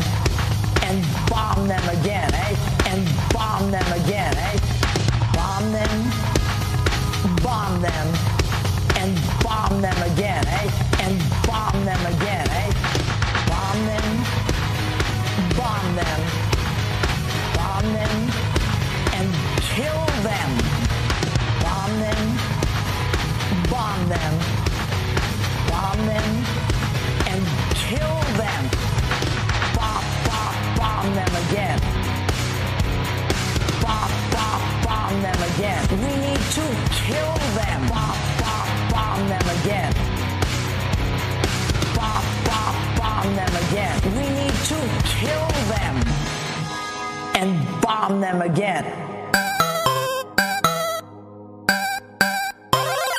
Adios, mofo. The best podcast in the universe. Dvorak.org/NA